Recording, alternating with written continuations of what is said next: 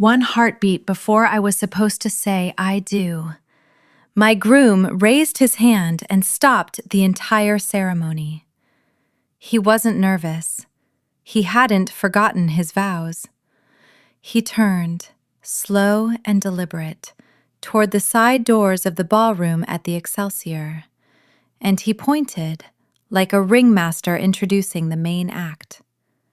The spotlight swung with him, hunting across 300 seated guests until it found her.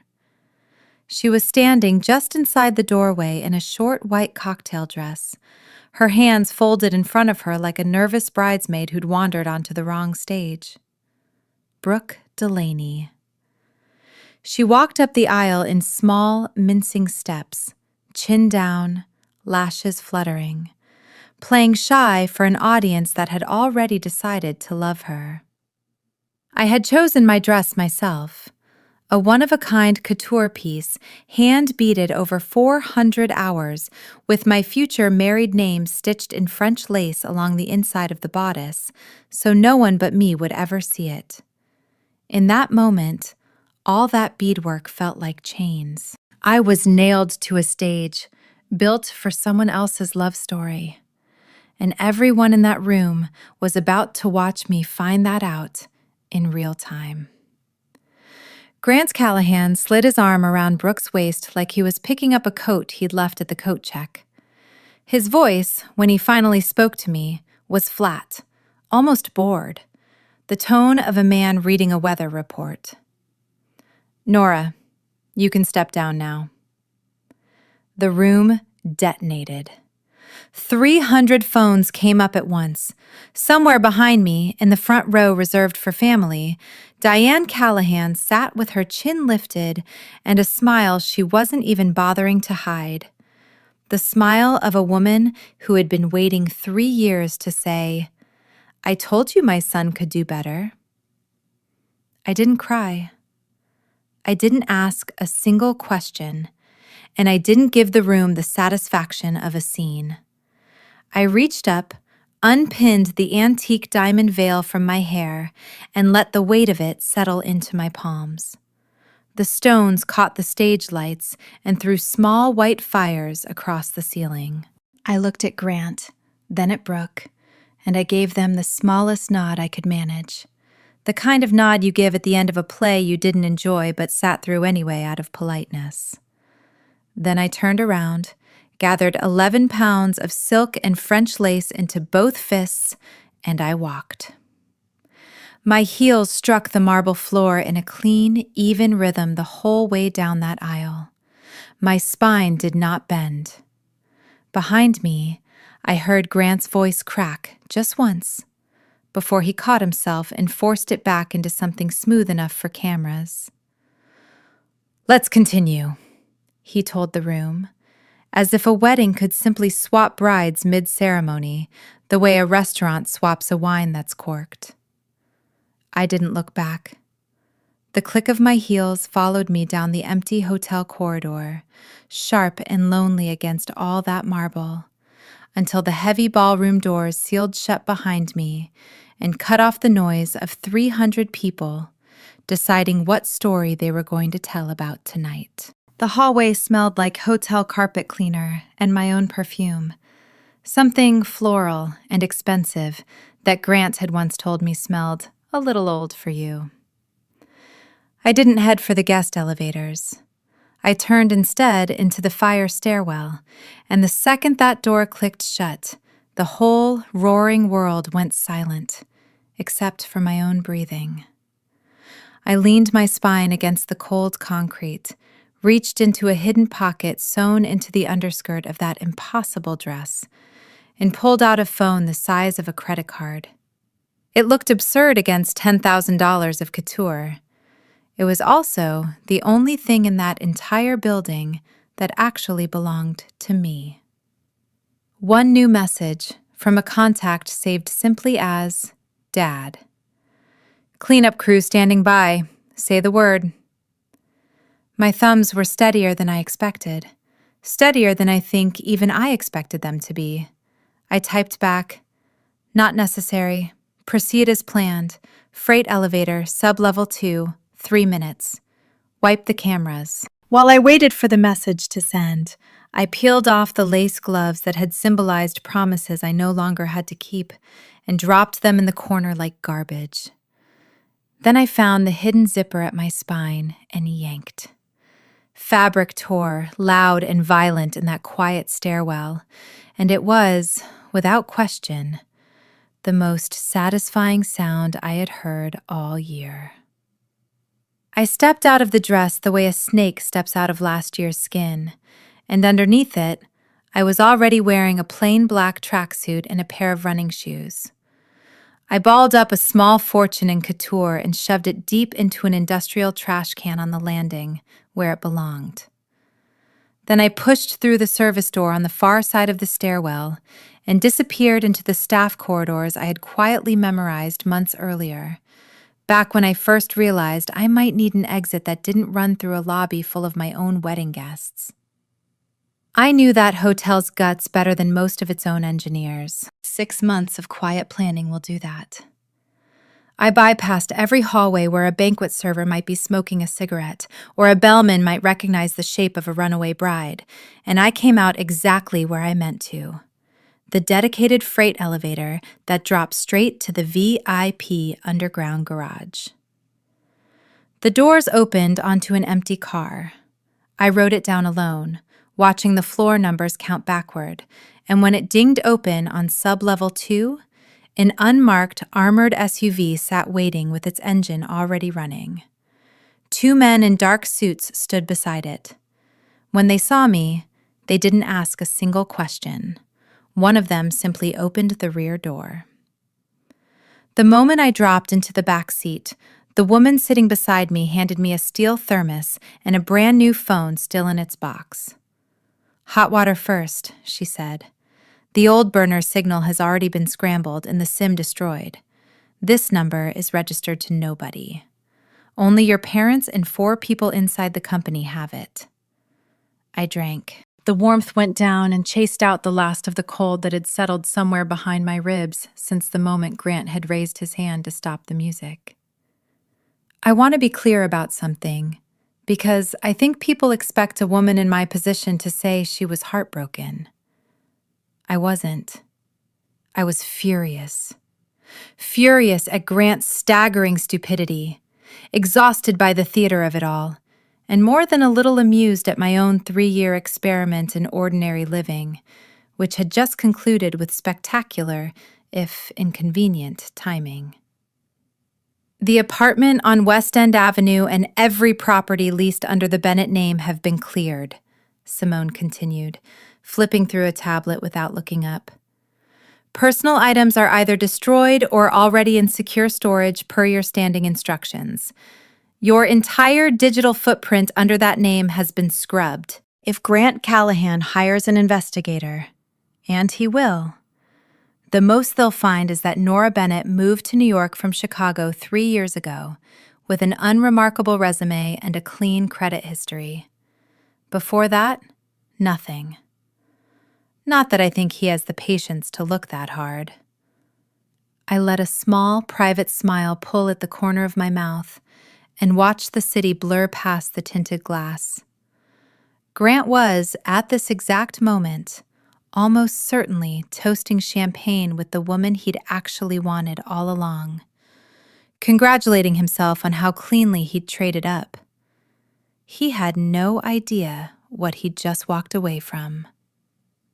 The SUV eventually turned off the interstate and wound through the hedgerows of Newport, Rhode Island, past a stone gatehouse and up a long private drive to an estate so understated in its enormous good taste that most people driving past it on the coastal road never clocked it as anything more than some old money house.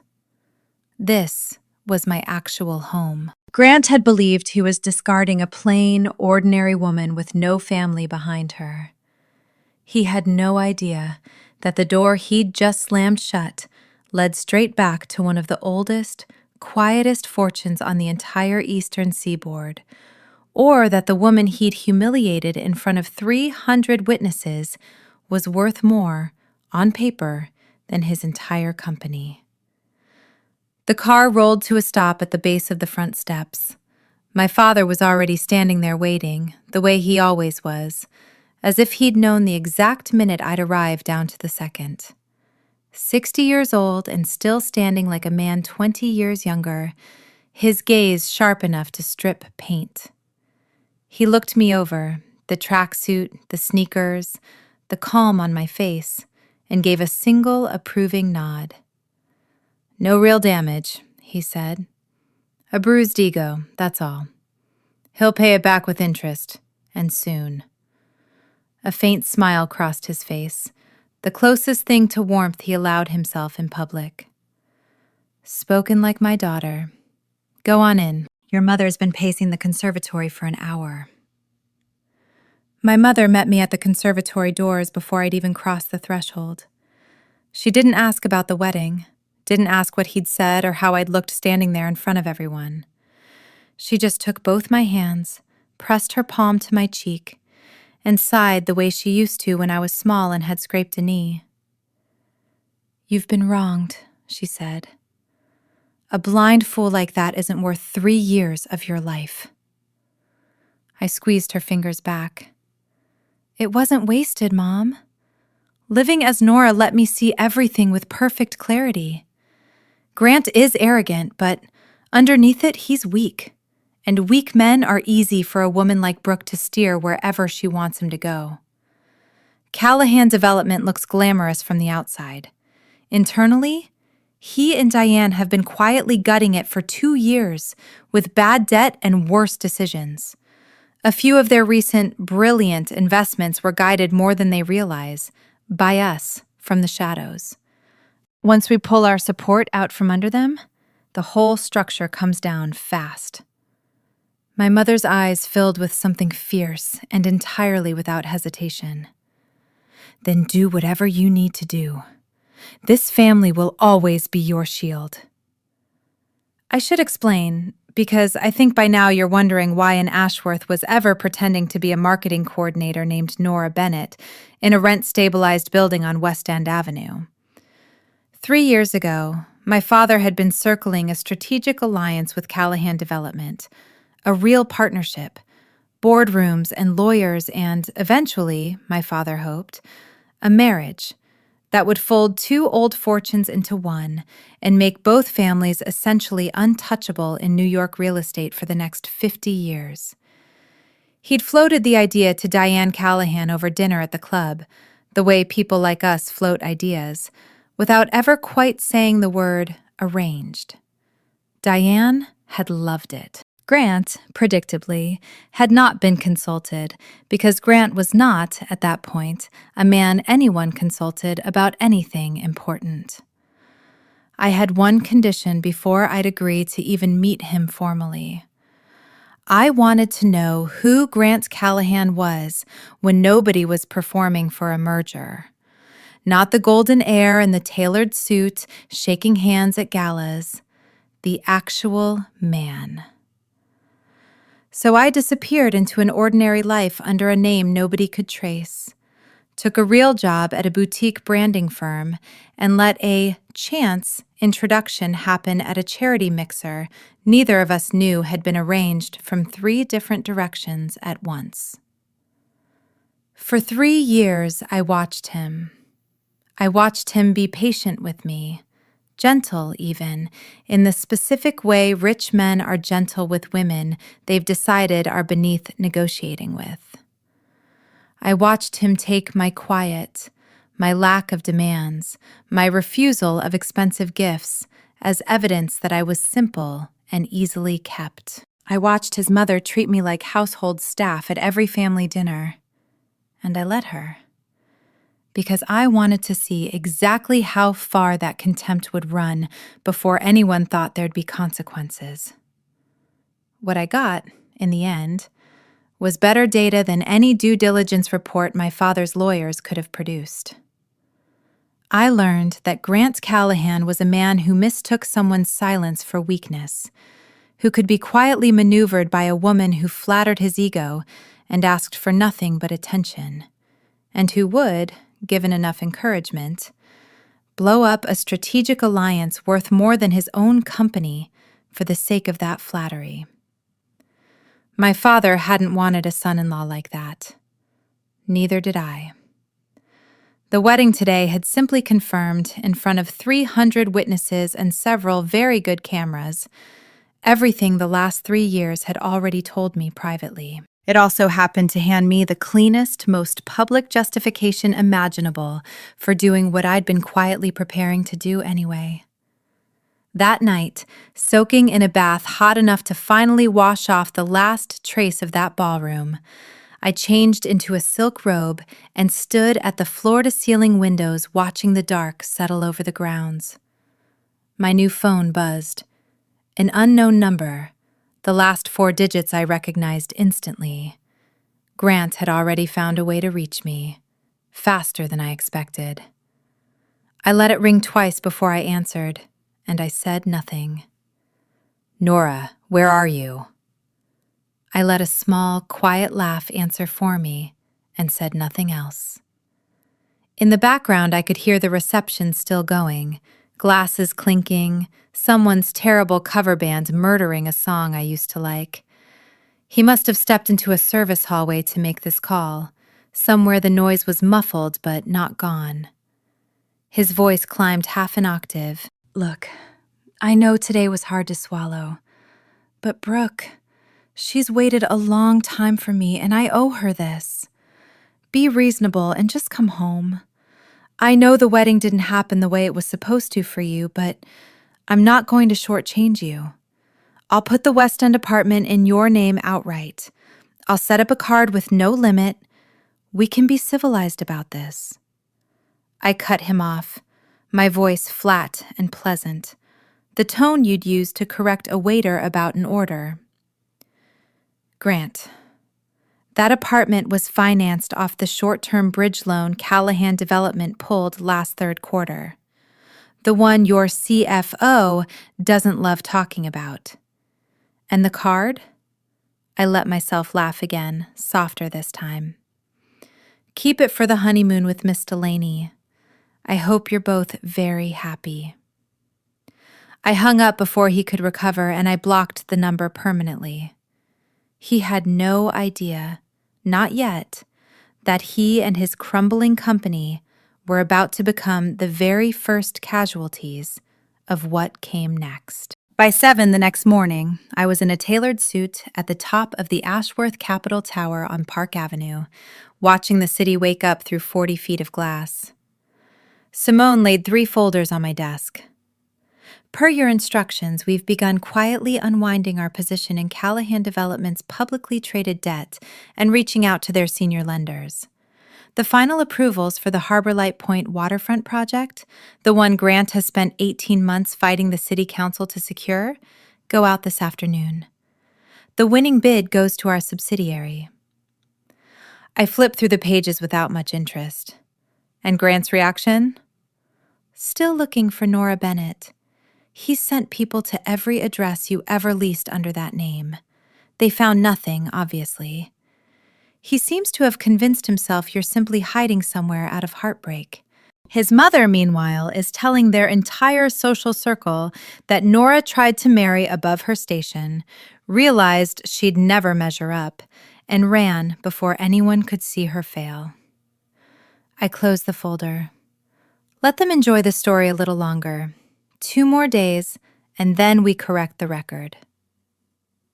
On the afternoon of the 3rd day, while I was sitting through a briefing on an overseas acquisition, Simone came in holding a gold-embossed envelope.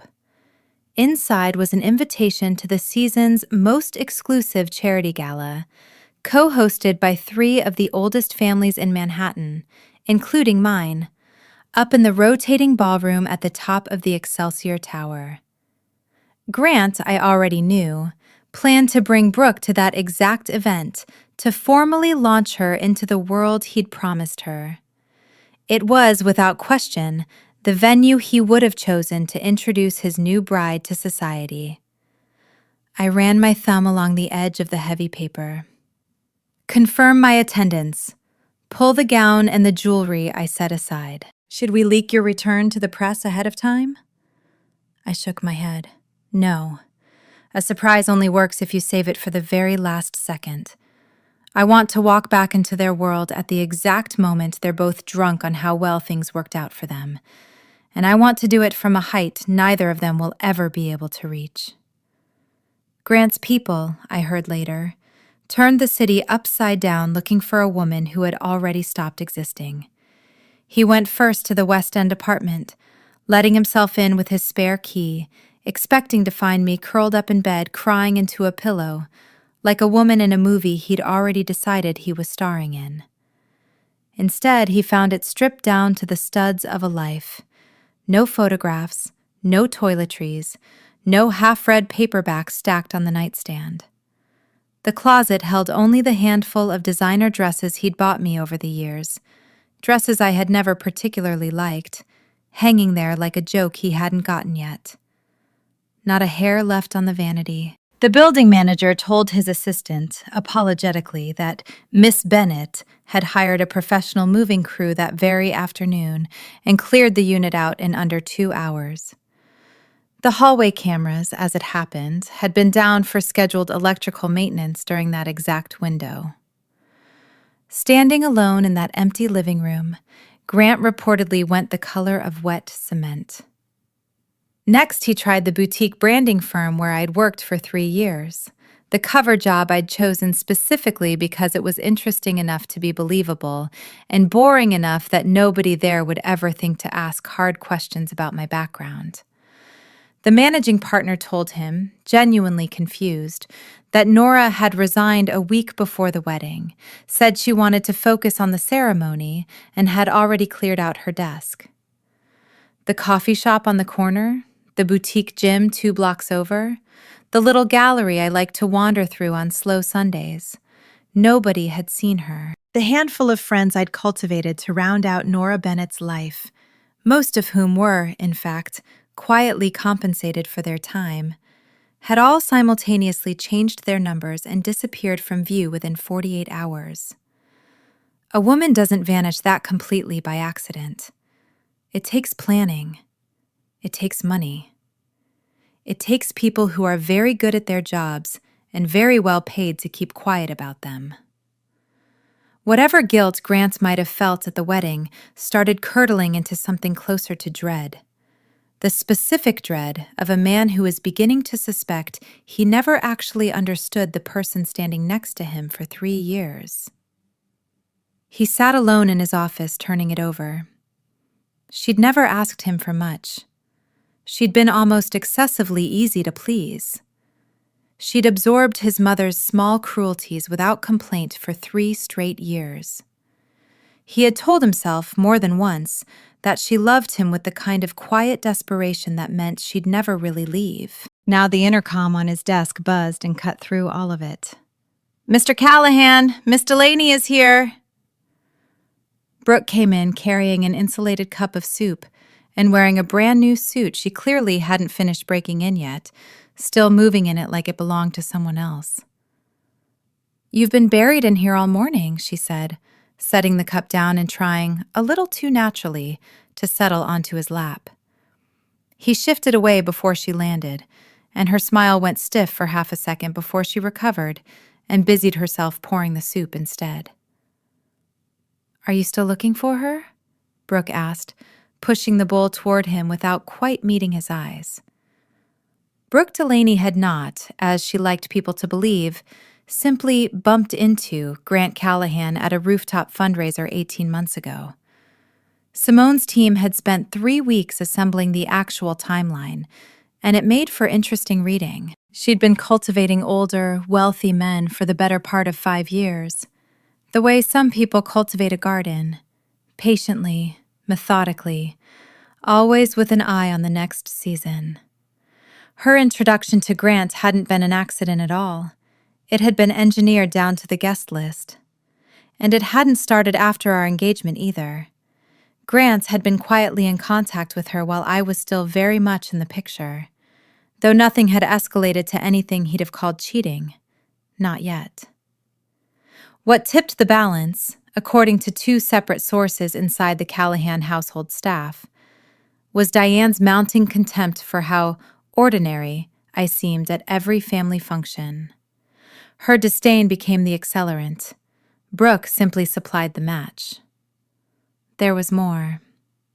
Brooke had recently gotten very close to a television producer named Desmond Rourke, chasing funding for a reality docuseries meant to launch her into the kind of fame that comes with its own verified checkmark and its own scandal cycle. Desmond Rourke had a reputation in 3 different cities for trading roles for favors, the kind of reputation that everyone in a certain circle knew about, and nobody had bothered to report because reporting it had never once cost him anything. "Compile everything," I told Simone. "Every documented instance of Rourke's pattern, every message thread with Brooke that we can source cleanly. Send it anonymously to the outlets that actually do something with a story like this. Time it for the morning after the gala. Let her have one perfect night at the top of the world first. The higher she's standing when it drops, the better it plays." Simone took the instructions down without comment, the way she always did, and then asked about logistics for the gala itself. The gown, the jewels, the security detail, the seating. The gown had come from the last living master of a dying Milanese couture house, a single, one-of-a-kind piece in a blue so deep and so dark, it looked black until the light caught it, and then it looked like the ocean at midnight. Halter neckline, a spine-bearing back cut into a long, elegant V, no embellishment at all beyond the sheer architecture of the tailoring and the impossible weight of the velvet itself. The skirt fell straight to the ankle, with a slit cut dangerously high on one side. It was not a dress that asked for attention. It was a dress that assumed it. The jewelry, laid out on black velvet in the dressing room, was a full antique suite of untreated cornflower sapphires set in platinum. No diamonds at all. A center stone over 20 carats, cut into a flawless cushion shape, deep enough to look like it could swallow a person's reflection whole. Necklace, earrings, a bracelet, a cocktail ring meant for the index finger. My father had picked the whole suite up at a European auction 3 years earlier, before I'd even started living as Nora Bennett, almost as if some part of him had known I'd need it eventually. "There's only one of this gown in the world," Simone said quietly, watching me run a fingertip down the cool velvet. "The designer said only someone who could command a room in total silence deserved to wear it." Nothing about Brooke's taste, all logos and borrowed labels and brand names worn like armor, could have touched what I was about to walk into that ballroom wearing. I wanted authority, not attention. I wanted the specific, unhurried calm of a predator that already knows exactly how the evening is going to end. Before I closed the last dossier that night, one name caught my eye among the guest list. Nathaniel Cole, current head of Cole Industries, not yet 35, ruthless in the specific, quiet way that actually gets things done. He'd doubled his family's holdings in under 4 years. Cole and Ashworth had some old friction overseas, but no real conflict domestically. Room, possibly, for an alliance. More usefully, Nathaniel Cole despised Grant Callahan on a personal level. Ever since business school, when Grant had used a stolen presentation to steal a competition Nathaniel should have won outright. The enemy of my enemy wasn't automatically my friend, but he could certainly be useful. My phone buzzed once more before I turned in. An encrypted image, no context needed. Grant and Brooke inside a bridal boutique, Brooke glowing under the fitting room lights, Grant staring past her at something in the mirror, his expression somewhere else entirely. The caption read simply, "Callahan is using every back channel he has left, trying to find Nora Bennett. Getting erratic. Delaney is prepping hard for the gala, wants to outshine the entire room." I typed back a single line. "Understood. Proceed as scheduled. My father found me still at the window an hour later, holding 2 glasses of warm milk, and handed one over without a word. "Tomorrow might get a little loud," he said eventually, taking a slow sip, his face perfectly serene. "A daughter of this family," I said, "has every right to make a little noise." The Meridian sat at the crown of the Excelsior Tower, a rotating glass ballroom 61 stories above Manhattan, the kind of room that turned so slowly over the course of an evening that most guests never even noticed the skyline sliding past the windows until suddenly the view had completely changed and they had no memory of the transition. It was, by design, the single most exclusive address in the city for one night each quarter, co-hosted by the Ashworth, Cole, and Whitfield families. And this quarter's guest list read like a registry of old and new money, finally sharing a room out of mutual obligation. Simone briefed me on the seating chart over a live 3D projection in my dressing room, the little holographic ballroom rotating slowly above the coffee table between us. "Your table sits directly adjacent to the head table. Your table mates are peer families or close allies of the Ashworths. Callahan and Delaney are seated toward the middle of the room, in the section reserved for newer money and mid-tier executives." She let that land for a second. "There's real physical distance between his table and yours. In a room like this, distance is a message all by itself." "Security?" "Every entrance, freight corridor, and the ballroom perimeter is covered on our own feed, independent of the venue's system. Your detail will be inside early, dressed as service staff or unremarkable guests, well before doors open. And as instructed, we've placed a reporter we trust in the press pit who will be ready to ask very specific questions about Callahan Development's liquidity the moment the timing is right." I nodded. Public opinion, applied correctly, cuts cleaner than any lawsuit ever could. Hair and makeup began at 3 that afternoon and ran for nearly 4 hours, not because I needed that much done to me, but because every element had to look effortless, and effortless is the most expensive thing money can buy. By 7:30, I stood in front of the full-length mirror in that midnight blue gown, the sapphires catching the light in slow, deliberate pulses every time I moved, and I did not recognize the woman looking back at me as Nora Bennett. I recognized her as exactly who I actually was. My mother came in as the stylist finished the last pin in my hair, and she stopped in the doorway with one hand pressed lightly to her chest. "There you are," she said, and I understood exactly what she meant by it. Not, "you look beautiful."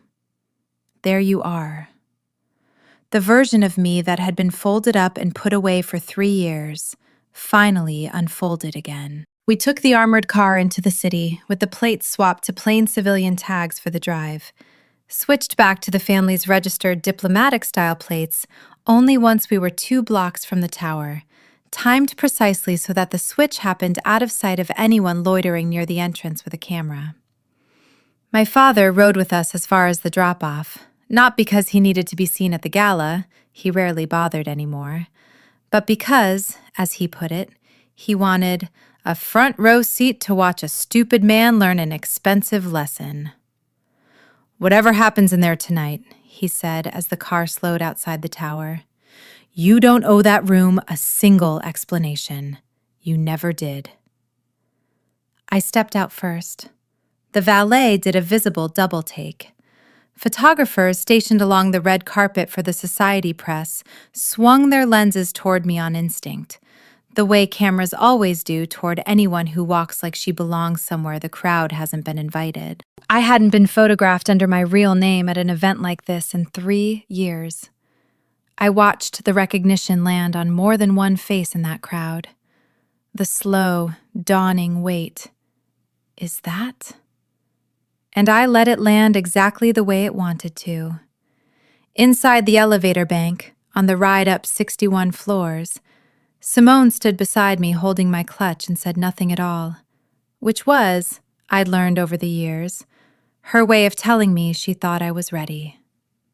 The doors opened directly into the Meridian. String quartet, a wall of glass, the whole glittering skyline of Manhattan turning almost imperceptibly behind 300 of the city's wealthiest, most self-satisfied people. I stepped out into that light, and for the first time in 3 years, I didn't have to soften a single thing about myself to walk through a room. I found Nathaniel Cole before he found me, though I suspect he'd have said the same thing in reverse. He was leaning against the bar with the particular boredom of a man who'd been to 100 rooms exactly like this one. And when he turned and actually looked at me, that boredom dropped off his face fast enough to be almost satisfying to watch. "Vivian Ashworth," he said slowly, like he was double-checking the name against a memory. "I heard a rumor a few days ago that you'd gotten married." "You heard half a rumor," I said. "The half that mattered didn't happen." Something flickered behind his eyes, quick and interested. "I also heard the groom made a fairly public show of himself at the ceremony." "He did. I'm told he's still explaining it to people." Nathaniel's mouth curved, not quite a smile. "I've been waiting 4 years for someone to hand that man exactly what he deserves.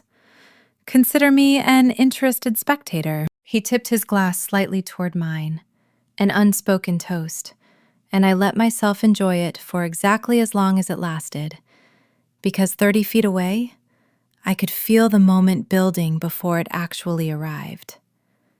Grant saw me first. I watched it happen in the reflection off the window glass, his whole body going still the way a man goes still when the floor drops out from under a story he's told himself for 3 years running. Brooke noticed him staring and followed his eyeline straight to me, and whatever color had been in her face drained out of it in real time. Grant crossed the room like a man walking underwater, slow and clumsy, until he was close enough that I could smell the same cologne he'd worn to our almost wedding. "Nora," he said, and then, catching himself, correcting course in front of an audience that was very much watching now. "Vivian, you're Ashworth," I said pleasantly. "You can use the whole name. I promise it won't bite." "You knew," he said, low and fast, like he could keep this part private if he just said it quietly enough. "This whole time, you knew who you actually were, and you let me believe." "I let you show me exactly who you actually were," I said. "That was rather the point, Grant." Diane Callahan arrived at his elbow like she'd been summoned, took one look at the sapphires at my throat, did the math on what they were worth in roughly 4 seconds, and I watched 3 years of contempt curdle into something closer to panic behind her eyes. "Miss Ashworth," she managed, landing hard on formality like a life raft. "We had no idea." "That's rather the point of a disguise," I said. "Nobody's supposed to have an idea." Brooke, to her credit, tried. She stepped up beside Grant with her chin lifted in something that was probably meant to look like defiance.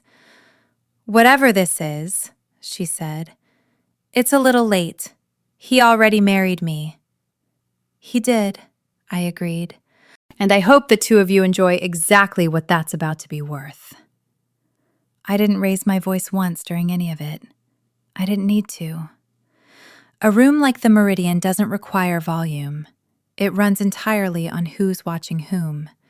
And by the time I turned and walked toward my own table, every single person in that ballroom had already recalculated the balance of power at least twice. Nathaniel Cole caught my eye across the room and lifted his glass again, just slightly. And this time, I let myself actually smile back. Nobody notices the exact moment a party turns. Not really, not while it's happening. What people remember afterward is the reporter. Her name was Delphine Okafor, and she'd been embedded in that press pit for over a year, building a reputation for asking the one question nobody else in the room was brave enough to ask out loud. Simone had reached out to her 3 days earlier with nothing more than a nudge in the right direction.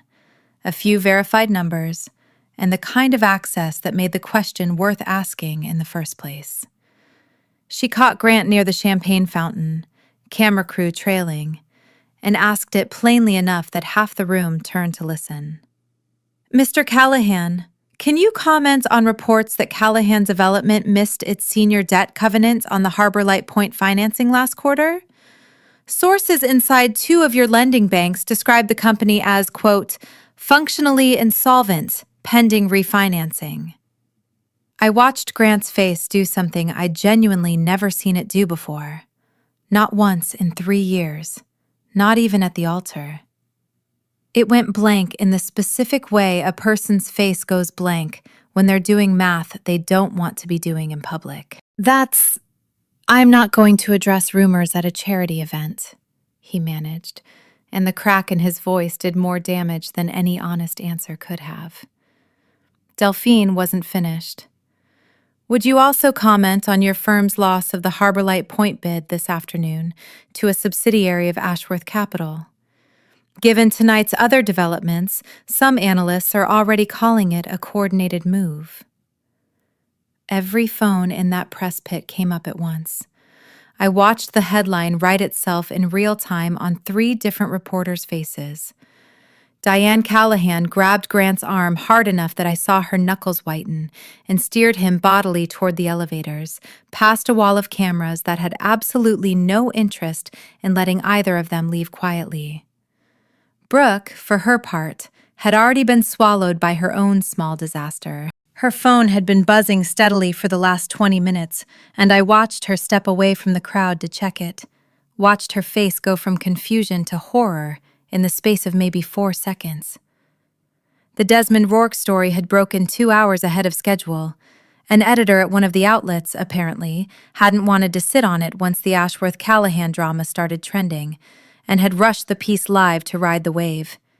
Every screenshot, every recorded pattern of behavior, all of it was suddenly public, with Brooke's name attached in 3 of the worst paragraphs.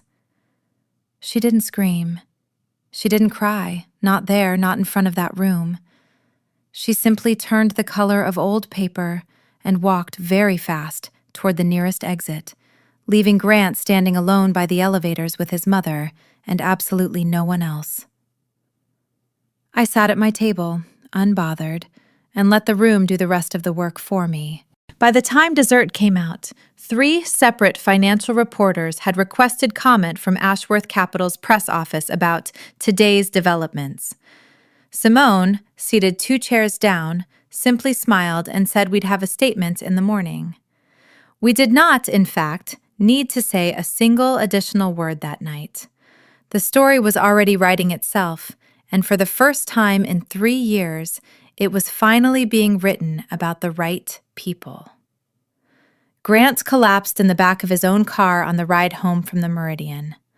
Diane found him unresponsive at the curb outside their building, called an ambulance herself with hands that, according to the driver who reported it later, were shaking too hard to hold the phone steady.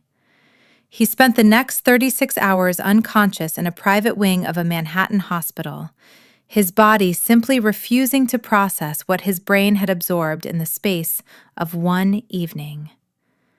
When he finally woke, it was dusk. The room was silent except for the steady, patient beep of a monitor.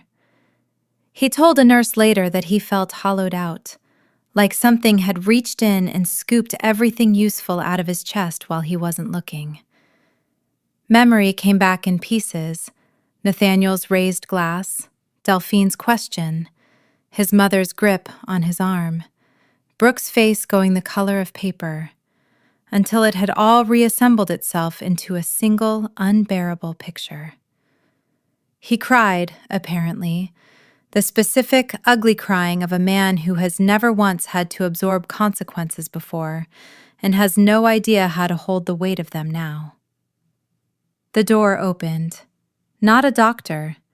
Warren, the interim chief operating officer of Callahan Development, a company veteran who'd been loyal to the family for 2 decades and looked, that evening, like a man carrying a corpse into the room. Mr. Callahan, Warren's voice cracked on the name. The lending consortium issued a final demand this morning. We have 7 days to clear the principal and penalties on the Harborlight Point bridge loan in full. If we can't, they'll petition for immediate liquidation and freeze every corporate and personal asset tied to the company. Every word landed like a nail. Warren set a thick binder on the bedside table, his hand not quite steady. There's also this. A formal acquisition offer already on the table from Ashworth Capital's M&A division. They're proposing to buy 5 of our premium assets, Harborlight Point included, at 30 cents on the dollar. It's enough capital to clear the immediate bank debt and avoid the freeze. It also leaves what's left of Callahan Development with, functionally, nothing. It was a brutal offer, and both men in that room knew exactly what it actually was. A razor blade offered in place of a slow bleeding out, the only realistic way to keep Grant out of personal bankruptcy and away from the federal fraud exposure his mother's recent accounting decisions had quietly created. Grant stared at the signature line. Vivian Ashworth, Executive Vice President. The name burned like staring straight into a light source. Sign it, he said finally, the 2 words costing him more than they should have. Warren left the documents on the table and backed out of the room without another word, leaving Grant alone with the hollowed-out silence and the slow blinking of a monitor that had no interest in what he'd just agreed to give away. Brooke had been hiding for 2 days in a cramped studio apartment in Queens, a fallback lease she'd taken out under her sister's name, specifically so Grant would never know it existed. The blinds stayed drawn. Her phone stayed dead most of the time because every time she turned it on, another notification stacked up. Comment threads calling her every version of the same word. Screenshots of the Rourke story recirculating faster than she could track. A producer she'd once considered a friend publicly distancing himself in a 2-line statement that took less time to write than it took her to read it 40 times over. The pounding on her door started on the second night. Loud, deliberate, a man's voice on the other side, rough and unbothered by the thin walls around him. Brooke, open up. We know you're in there. Your father's loan is 3 months past due, and hiding in Queens isn't going to make that go away. She didn't answer. She sat on the floor with her back against the bed frame and her hands pressed over her ears, and she stayed that way until the pounding finally stopped, 20 minutes later, with a parting promise that they'd be back tomorrow, and that next time they'd bring something heavier than their fists. Her father's development company had been underwater for over a year, propped up on loans from people who did not send polite letters when payments were late. Brooke had planned to fix all of it eventually, once she was safely married into Callahan money, once the docuseries launched and her name meant something bigger than some guy's fiancé. None of that mattered now. Grant was gone. Her father was headed for real legal trouble of his own.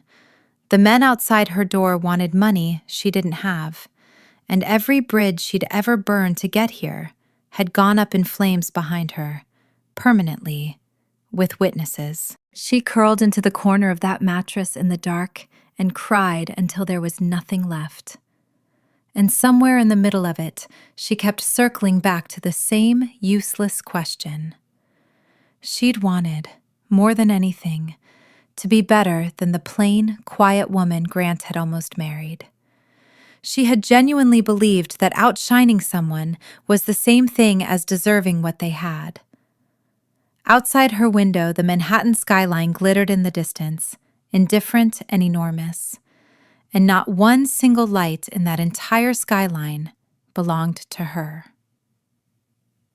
1 week later, the executive boardroom at Callahan Development sat heavy with the specific silence of a company that already knows it's over. On one side of the long mahogany table sat Warren and what remained of Callahan's senior leadership, all of them looking like men who hadn't slept properly in days. On the other side sat exactly 3 people: me, my assistant, and Ashworth Capital's chief legal officer. I wore a plain white suit, my hair pulled back tight enough to look deliberate, and I sat there in my official capacity as executive vice president of Ashworth Capital to finalize an asset transfer that would, functionally, end Callahan Development as anyone in that room had ever known it. Warren looked at the final numbers on the page in front of him, and his hand actually trembled when he picked up his pen. "Miss Ashworth," he said, using the full formal title like it might buy him something. "Is there any room to negotiate the valuation?"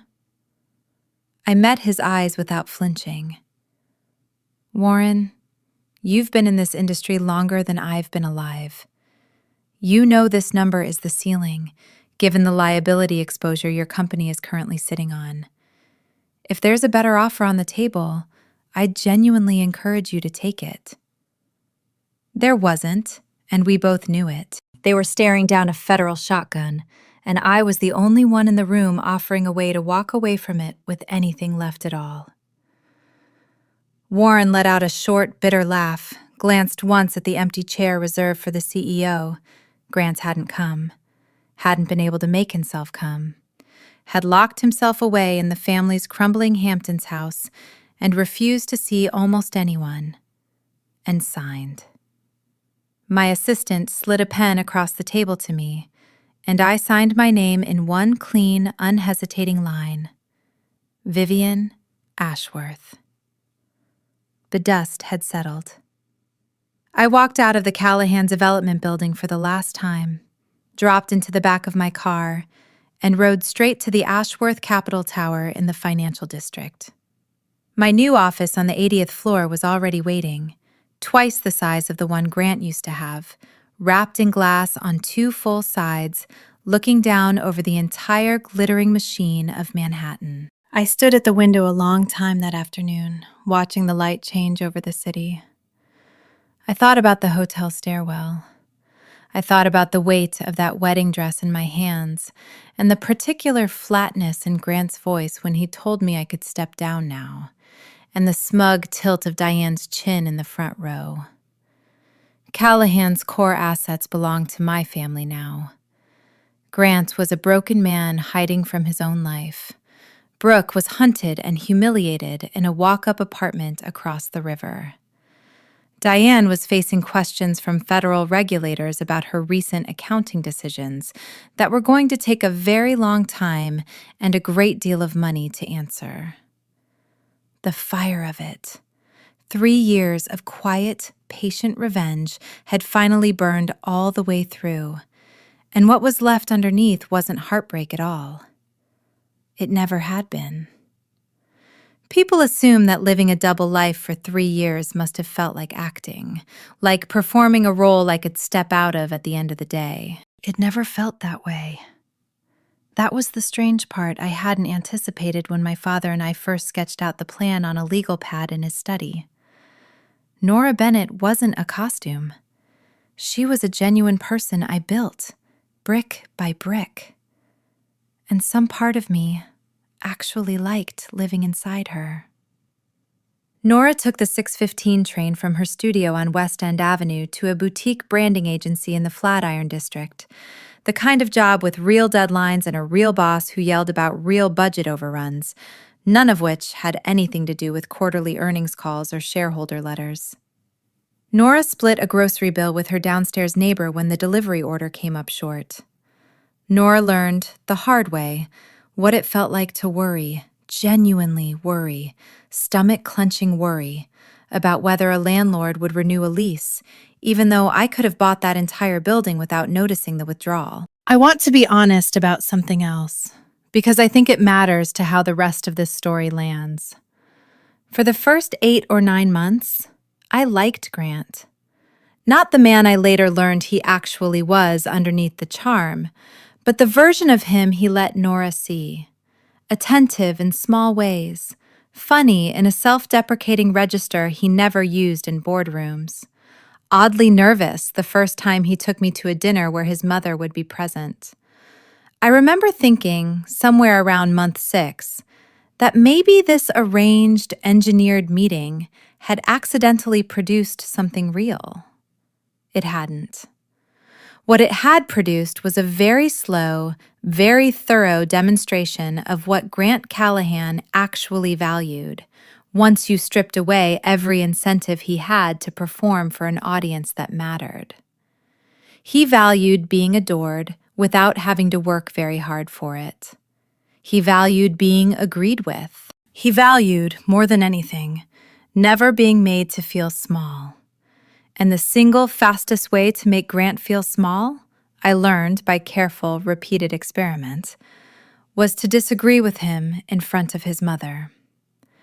Diane Callahan tested me constantly, in ways so small they'd have looked like nothing to an outside observer.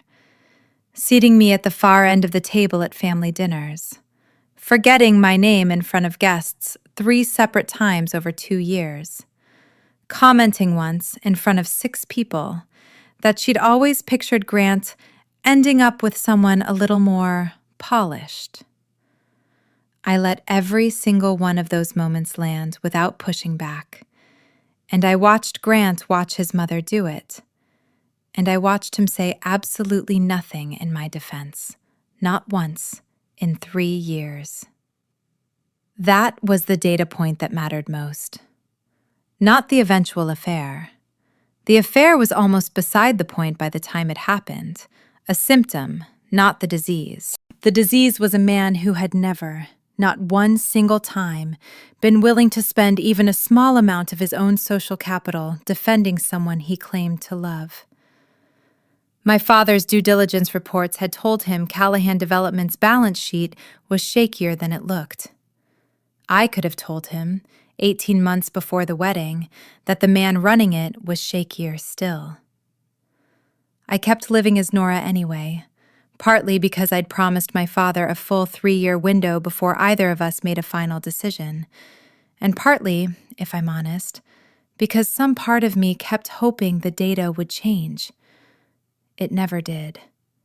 If anything, it got worse the closer we got to the wedding, as Diane's contempt sharpened into something closer to open hostility, and Grant's spine simply never appeared to meet it. The morning of the wedding itself, I remember sitting in the bridal suite at the Excelsior with a stylist pinning that antique diamond veil into my hair and feeling, for the first time in the entire 3 years, something close to relief. Whatever happened that day, the waiting was finally going to be over. I hadn't told this part to anyone, not even my mother, and I found myself thinking about it again as I stood in my new office on the 80th floor, watching the light change over the skyline. 3 hours before the ceremony, while the stylist was still working on my hair, my phone buzzed with a text from an unknown number. A single photograph. Grant and Brooke, tangled together in what was unmistakably a hotel suite, time-stamped the night before, forwarded from an account with no name attached to it. No message, just the image. I don't know, even now, who sent it. Simone ran it back afterward and found nothing conclusive, a burner account, untraceable, deleted within the hour. My best guess, and it's only a guess, is that it came from someone inside the Callahan household who'd grown tired of watching Diane orchestrate a betrayal in plain sight and didn't have the nerve to say anything out loud. I sat with that photograph for exactly 4 minutes. I want to be precise about that, because I've replayed those 4 minutes more times than I can count since. I could have called the wedding off myself, quietly, privately, before a single guest arrived. I could have avoided the entire spectacle of that ballroom, the 300 phones, the specific public cruelty of it. I chose not to. Part of it was strategic. My father's team needed a few more days to finish positioning our exit from Callahan's debt cleanly, and an abrupt private cancellation wouldn't have given us the public justification we eventually used to move fast and openly against the company. But if I'm being fully honest, and I think by this point in the story I owe you honesty, part of it was simpler than strategy. I wanted him to do it in front of everyone. I wanted Diane Callahan to watch her son publicly, deliberately choose Brooke over the woman she'd spent 3 years treating like household help. And I wanted her to sit there in the front row with absolutely no way to spin the story afterward into something that made her family look blameless. So I let the ceremony proceed. I stood at the top of that aisle with a photograph already burning a hole in my memory, and I let Grant Callahan hang himself in front of 300 witnesses of his own free will. Because some humiliations are simply more useful when they're self-inflicted and fully documented. I've thought since about whether that decision made me cold. I've decided I'm at peace with the answer either way. To understand why my father could dismantle a company like Callahan Development in under 2 weeks, you have to understand what the Ashworth name actually was underneath all that Newport quiet. My great-grandfather built his first fortune in shipping insurance in the 1920s, the kind of unglamorous, unsexy business that nobody writes magazine profiles about, but that generates real, compounding, generational money precisely because nobody's watching it closely enough to disrupt it. My grandfather moved the family into real estate and private lending in the 50s, buying up distressed commercial property across the Northeast for pennies and holding it patiently for decades, while everyone else chased faster returns. By the time my father took over in the 80s, Ashworth Capital wasn't a single company at all. It was a web of holding companies, private lending vehicles, and long-term real estate positions so deliberately unglamorous that most of Manhattan's flashier developers, Grant Callahan very much included, had no idea how much of their own financing quietly traced back to us. That was the family philosophy, repeated to me so many times growing up that I could recite it before I understood what it meant. The people who need you to know how much money they have are not the people who have the most of it. We didn't sponsor the loudest galas. We funded 3 of them without ever putting our name on the marquee. We didn't run for anything, chase press coverage, or build a personal brand. We simply owned, quietly, an enormous and largely invisible percentage of the infrastructure that louder, flashier families like the Callahans depended on to build their empires in the first place. Grant Callahan had spent 18 months fighting the city council for approval on Harbor Light Point, without ever realizing that the bridge loan financing his own legal battle traced, through 4 layers of holding companies, straight back to my family.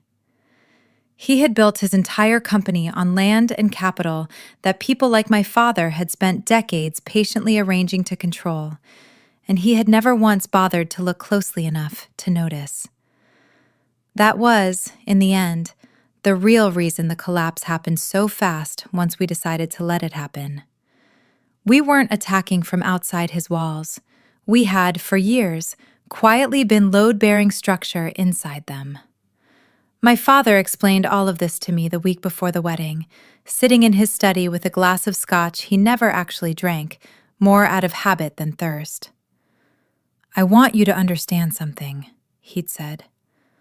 "Whatever happens at that ceremony, this family does not need Callahan Development. We never did. If the marriage happens, it happens because you want it to, not because we require the alliance. If it doesn't happen," he'd shrugged, the smallest gesture, "then it simply doesn't happen, and we move on to the next quarter's business." I've thought about that conversation often since. He hadn't been trying to comfort me. He'd been stating a fact the way he stated most things, and the fact itself turned out to be the most useful thing anyone said to me that whole final week. Diane Callahan had built her entire social identity around the idea that the Callahans were untouchable. And untouchable people, in my experience, tend to keep the worst records.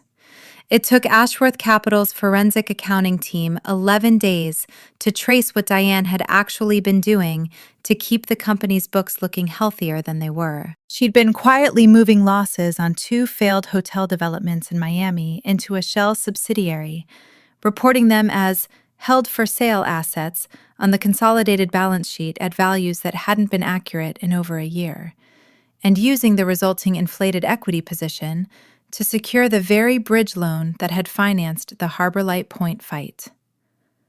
On paper, Callahan Development looked like a company with a manageable debt load and a strong asset base. In reality, it was a company one bad quarter away from a liquidity crisis, propped up on numbers that wouldn't have survived a serious audit. None of it would have mattered. Companies fudge numbers in gray areas all the time, and lawyers get paid handsomely to argue about where exactly the line sits. Except that the lending consortium's covenant agreements required certified quarterly disclosures, signed personally by a company officer, attesting the numbers were accurate. Diane had signed 3 of those certifications herself over the previous 18 months. That signature was the difference between an embarrassing accounting scandal and a federal securities fraud exposure. Once our legal team quietly flagged the discrepancy to the lending consortium's own compliance department through channels that made it look like the banks had discovered the problem organically during their own final demand review, rather than being handed it, the SEC's involvement became close to inevitable. Regulators don't love being told what to investigate by a competitor. They love it considerably more when a bank's own compliance department hands them a clean paper trail on a silver platter. Diane hired 3 different white-collar defense attorneys in the span of a single week, according to the society pages that had, until recently, only ever covered which designers she'd worn to which gala. She stopped attending events entirely. The Callahan family's longtime table at the Meridian's quarterly gala was quietly reassigned the following quarter, a detail that made it into exactly 1 gossip column, but that everyone in that specific world understood as a formal excommunication. I felt, if I'm being honest, almost nothing when I read the compliance report confirming the referral had gone through. Not triumph, exactly.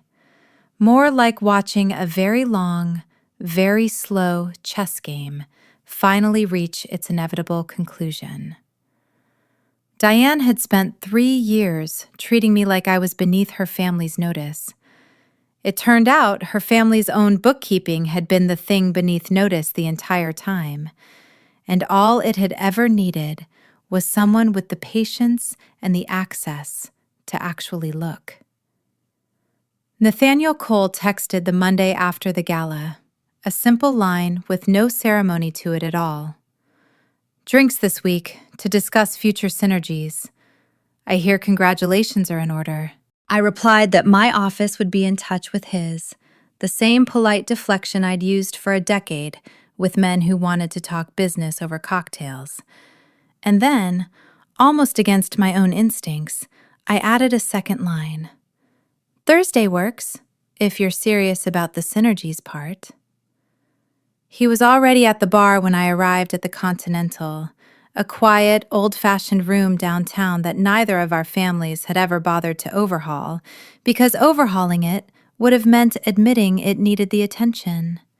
He stood when I came in, which I noticed and appreciated more than I expected to, and ordered me a drink without asking what I wanted, and got it exactly right, which I noticed even more. "I looked into the Harbor Light Point numbers," he said without preamble once we were seated. "Clean acquisition, aggressive but clean. I respect that more than you'd think. Most people in this city would have found a way to make it look worse than it was, just for the spectacle." "Spectacle wasn't the point," I said. "The point was getting it done correctly." "I believe you." He turned his glass slowly on the bar top, not quite looking at me. For what it's worth, I've wanted to see Grant Callahan lose something that actually mattered to him for about 4 years now. Watching it happen was, professionally speaking, one of the more satisfying afternoons I've had in a long time. Personally speaking? That got a real smile out of him, quick and a little surprised at itself, like he hadn't expected me to push on that distinction. Personally speaking, I mostly wanted an excuse to buy you a drink and see if the woman who orchestrated all of that was half as interesting up close as she was across a ballroom. And the verdict? Still gathering data, he said. I take due diligence seriously. I laughed. Actually laughed, for what felt like the first time in weeks that didn't have a strategic purpose behind it. And we ended up staying at that bar for 2 more hours, talking about nothing that mattered to either company's bottom line. His grandmother's ranch in Montana, a terrible business school class we'd apparently both survived 4 years apart, whether the Continental's bartender had been there since the Nixon administration. It was, I realized somewhere around the second hour, the first entirely unguarded conversation I'd had with a man in longer than I wanted to admit. 3 years of careful performance included. I should say, he told me as we finally stood to leave, I'm aware this looks like exactly the kind of strategic alliance our fathers would have arranged over dinner without asking either of us. It does, I agreed. I'd rather it not be that. If you're interested in finding out whether it could be something else instead. I looked at him for a long moment, weighing it the way I'd weighed almost everything for the last 3 years. And then, for once, I decided not to weigh it at all. I'm interested, I said. Ask me again next week and find out if I still am. He did. I still was. Brooke Delaney's father lost his development company to his own creditors 4 months after the gala, a smaller, quieter collapse that made a handful of trade publications, but none of the glossy magazines that had once covered his daughter's engagement. Brooke moved back in with her mother in New Jersey, took a job at a mid-tier PR firm under her middle name, and gave exactly 1 interview about the entire saga, 18 months later, to a small digital outlet that specialized in redemption narratives. I read it. I won't pretend I didn't. She described herself in that interview as young and desperate to matter to somebody, which struck me as the most honest sentence she'd probably said publicly in years, even if it arrived considerably too late to change anything it might have changed earlier. She didn't mention Desmond Rourke by name.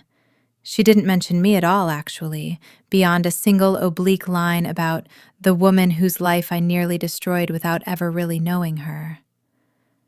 I don't know that I forgave her, exactly. I'm not sure forgiveness was ever really the point. But I did, somewhere around month 18, stop thinking about her with any real heat at all, which is its own kind of ending. Quieter than the one I'd originally planned for her, and probably more honest. Desmond Rourke fared considerably worse. 3 more women came forward within a month of the initial story breaking, then 5 more after that, and by the time the dust settled, he'd lost his production deal, his board seat at 2 nonprofits, and the detail that seemed to actually register with him. According to people who knew him, his membership at a golf club he'd belonged to for over 20 years. I take no particular pride in having been the reason his pattern finally caught up with him. I take a great deal of pride in the fact that it did. Grant sold the Hamptons house 8 months after the gala, along with most of what was left of the Callahan family's other holdings, to satisfy the remaining creditors the Harbor Light Point sale hadn't fully covered. He moved into a rental in Hoboken, of all places, and took a mid-level position at a friend's smaller real estate firm, the kind of job that would have been beneath him to even consider 3 years earlier. I heard about most of this secondhand, through Warren, who stayed in occasional contact with Simone out of what I can only describe as professional habit. Warren mentioned, once, almost in passing, that Grant had asked after me. Not romantically, or at least not in any way Warren described as romantic, but with the specific, quiet curiosity of a man trying to understand a mistake he'd made that he still didn't fully have language for. I never called him back. I never answered the 2 emails he sent that first year, both of which I read exactly once, and neither of which I've kept. I want to say I felt some flicker of satisfaction reading about his diminished circumstances. And for the first few months, honestly, I did. But somewhere around the 1-year mark, I found I mostly just felt finished with him. Not forgiving, not vindictive, just finished. The way you feel finished with a book you didn't especially enjoy, but don't regret having read, because it taught you something useful about what you actually wanted from the next one. Diane's case moved slowly through the federal system, as these things do, and eventually resolved in a settlement that included a substantial fine, a multi-year bar from serving as an officer of any public company, and no criminal charges, which her attorneys considered a significant win, and everyone else considered roughly what you'd expect from a well-connected defendant with excellent lawyers. She still lives, as far as I know, in a smaller apartment on the Upper East Side, considerably further from the Meridian than she used to be, in every sense of the word. For about 6 weeks after the gala, I couldn't open a business section or a society column without seeing some version of the story, retold with wildly different emphasis depending on who was doing the telling. The financial press ran it fairly straight. Ashworth Capital quietly absorbs Callahan Development's core assets amid governance scandal. With charts and quotes from analysts who'd apparently been predicting Callahan's overextension for over a year without anyone at the company listening. The society pages ran it considerably less straight, with headlines that leaned hard into the drama. The bride who vanished. The heiress who returned.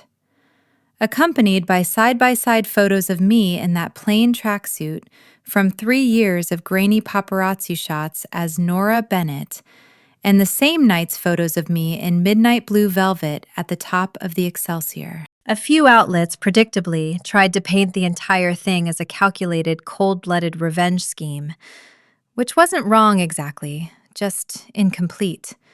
The way most headlines about complicated things tend to be. My favorite version, if I'm honest, ran in a small regional business weekly out of Providence, a paper my grandfather used to read every morning at breakfast. It didn't mention the wedding at all. It ran 600 words on the Harbor Light Point acquisition, quoted 2 urban planning professors on the project's environmental review timeline, and treated the entire thing as exactly what it also was, underneath all the theater. A fairly ordinary, fairly well-executed piece of real estate finance. Simone printed that one out and left it on my desk with a sticky note that just said, "This is the one your grandfather would have clipped." She was right.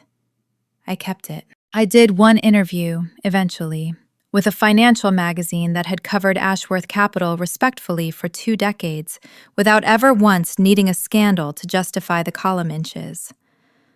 I answered exactly the questions I intended to answer, and deflected the rest with the specific, practiced ease my mother had spent years teaching me. And when the reporter asked, near the end, whether I had any regrets about how the whole thing played out, I told her the truth. I regret that it took a public humiliation to finally end something that should have ended quietly, years earlier, on its own. I paused and then added the part I actually meant most. I don't regret a single decision I made after that moment, though. Not one. That quote ran as the pull quote across 2 pages, in type large enough that even people who skimmed the rest of the article couldn't have missed it. My parents still insisted on Sunday dinner in Newport whenever I could make the drive, a tradition that had survived my entire adult life without a single exception I could remember, wedding disasters included. 3 weeks after the gala, my mother met me at the door with the specific brand of scrutiny only mothers seem to be issued at birth, the kind that clocks a person's whole emotional state in about 4 seconds flat. "You look lighter," she said, before I'd even taken my coat off. "Lighter than you've looked in years, actually." "I feel lighter," I admitted, and found, a little to my own surprise, that it was entirely true. Dinner was my father's doing that night, an old family joke that he cooked exactly one dish, a Sunday roast his own father had taught him, and treated the occasion with the gravity most men reserve for closing a 9-figure deal. Over the meal, he asked, in the deliberately casual tone I'd learned over 30 years meant he was asking something he actually cared about, whether I'd been seeing anyone. "There's someone," I said. "It's early.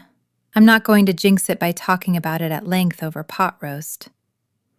My mother's eyebrows went up 1/2 inch, which for her was the equivalent of a full gasp. "Anyone we know?" "You know his family," I said, and left it there, watching my father's mouth twitch into something almost like amusement as he clearly guessed exactly who I meant and decided, for once, not to press. "Good," was all he said eventually, cutting into his own portion of the roast with the same precise, unhurried care he brought to everything. "Take your time with it. You don't owe anyone a fast decision ever again, least of all yourself." I thought about that sentence for a long time after I drove back into the city that night. You don't owe anyone a fast decision ever again. And understood, somewhere around the Connecticut border, that it was probably the most useful piece of advice anyone had given me in the entire 3 years since I'd first put on the name Nora Bennett like a coat I planned to eventually take off. Meeting Nathaniel's family turned out to be a different kind of scrutiny than I'd expected, mostly because his grandmother, Loretta Cole, didn't bother pretending to be subtle about it. She'd flown in from the Montana ranch for what Nathaniel described, with visible nerves, as just a normal family dinner, which I recognized immediately as a lie the moment I saw the dining room had been set with the good china usually reserved for board members and senators. Loretta was 81 years old, built like she could still break a horse if she felt like it, and she spent the better part of the first course asking me questions that had nothing to do with pleasantries. "Your family made its money quietly," she said, not quite a question. "I respect that more than the flashy sort. Flashy money runs out. Quiet money just keeps going." She studied me over her wine glass. "I heard about the wedding business. Whole city heard about it. What I want to know is whether you did all that because you were angry or because it was the right business decision, or both." "Both," I said, without hesitating, because I'd had a lot of practice by then answering that exact question honestly. I'm not going to pretend the anger wasn't real, but I don't make decisions that size off anger alone. The moment it stopped being the right business decision, I'd have stopped, however angry I still was. Something in Loretta's face shifted, approval arriving slow and grudging, like it always did with her, according to Nathaniel. "Good answer," she said. "Anybody who tells you revenge and good judgment can't run in the same direction has never actually built anything worth keeping." Nathaniel let out a breath beside me I hadn't realized he'd been holding, and under the table his hand found mine and stayed there for the rest of the meal, which I noticed his grandmother noticed, and which she said absolutely nothing about, which was, I would learn, exactly how Loretta Cole gave her blessing. "She likes you," Nathaniel told me later, driving me back into the city with the windows cracked to let the cold air in. "For what it's worth, she's never once approved of anyone I've brought home. Not once. Not even close." "High bar," I said. "You cleared it in under an hour," he said. "I've been trying for 4 years." I laughed and reached over to turn the radio up and thought, Somewhere in that particular quiet, easy silence that I hadn't felt this specific kind of unguarded in longer than I wanted to admit. Not performing, not calculating 3 moves ahead, just sitting in a car with someone I liked on a Tuesday night for no strategic reason at all. Grant showed up at the Ashworth Capitol lobby on a Tuesday in late spring, nearly a year after the wedding, unannounced and, according to the front desk, insistent. Security called up to Simone rather than turning him away outright, which told me they'd correctly guessed I'd want to know, rather than be spared the decision. I thought about refusing to see him at all, weighed it for about the length of an elevator ride, and then decided that closing a door properly sometimes requires actually standing in the doorway for a minute first. He looked different, thinner, a little grayer at the temples than a man his age should have been, wearing a suit that fit like it had been bought for a version of him that no longer quite existed. He stood when I walked into the small conference room where security had parked him, and for a moment, neither of us said anything. "I'm not here to ask for anything," he said finally. "I know how that would sound, and I know I don't have the right to ask you for a single thing ever again. I've had a year to think about all of it, and I wanted to say it to your face instead of an email you'd never read." "Say it then." "I don't think I ever actually knew you," he said. "Nora, Vivian, whoever you actually were under all of it. I don't think I ever once asked you a real question about what you wanted in 3 years. I told myself I loved you. I don't think I even knew what that would have required." I let the silence sit for a moment before I answered, because I wanted to be sure I said exactly what I meant and nothing more. "You're right that you didn't know me. But I don't think that was really the failure, Grant. Plenty of people take years to really know each other. The failure was that you never once defended the person standing in front of you, real name or fake one, when it would have cost you something to do it. That's not a knowledge problem. That's a character one." He absorbed that the way you absorb a diagnosis you already half suspected. "I don't expect forgiveness," he said. "I mostly just needed to say I understand, now, what I lost. Not the company. That part I've made my peace with. You." "I appreciate you saying it," I told him, and I meant it, in the specific, distant way you can mean something about a chapter that's genuinely, finally closed. "I hope the next version of your life is built on something sturdier than what the last one was standing on. I mean that too." He nodded and left without asking for anything else, and I stood alone in that conference room for a minute afterward, waiting to feel something bigger than what I actually felt, which was mostly just a quiet, settled sense that the last loose thread of an old life had finally been tied off. I told Nathaniel about the visit that evening, over dinner, expecting some flare of jealousy or at least proprietary irritation. He just listened, thoughtful, and then asked, "How do you feel now?" "Finished," I said.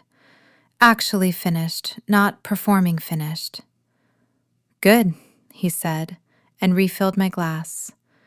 And that was the entire extent of his reaction, which I found, somehow, more reassuring than any dramatic response could possibly have been. The joint venture between Ashworth Capital and Coal Industries was announced 11 months after that first drink at the Continental.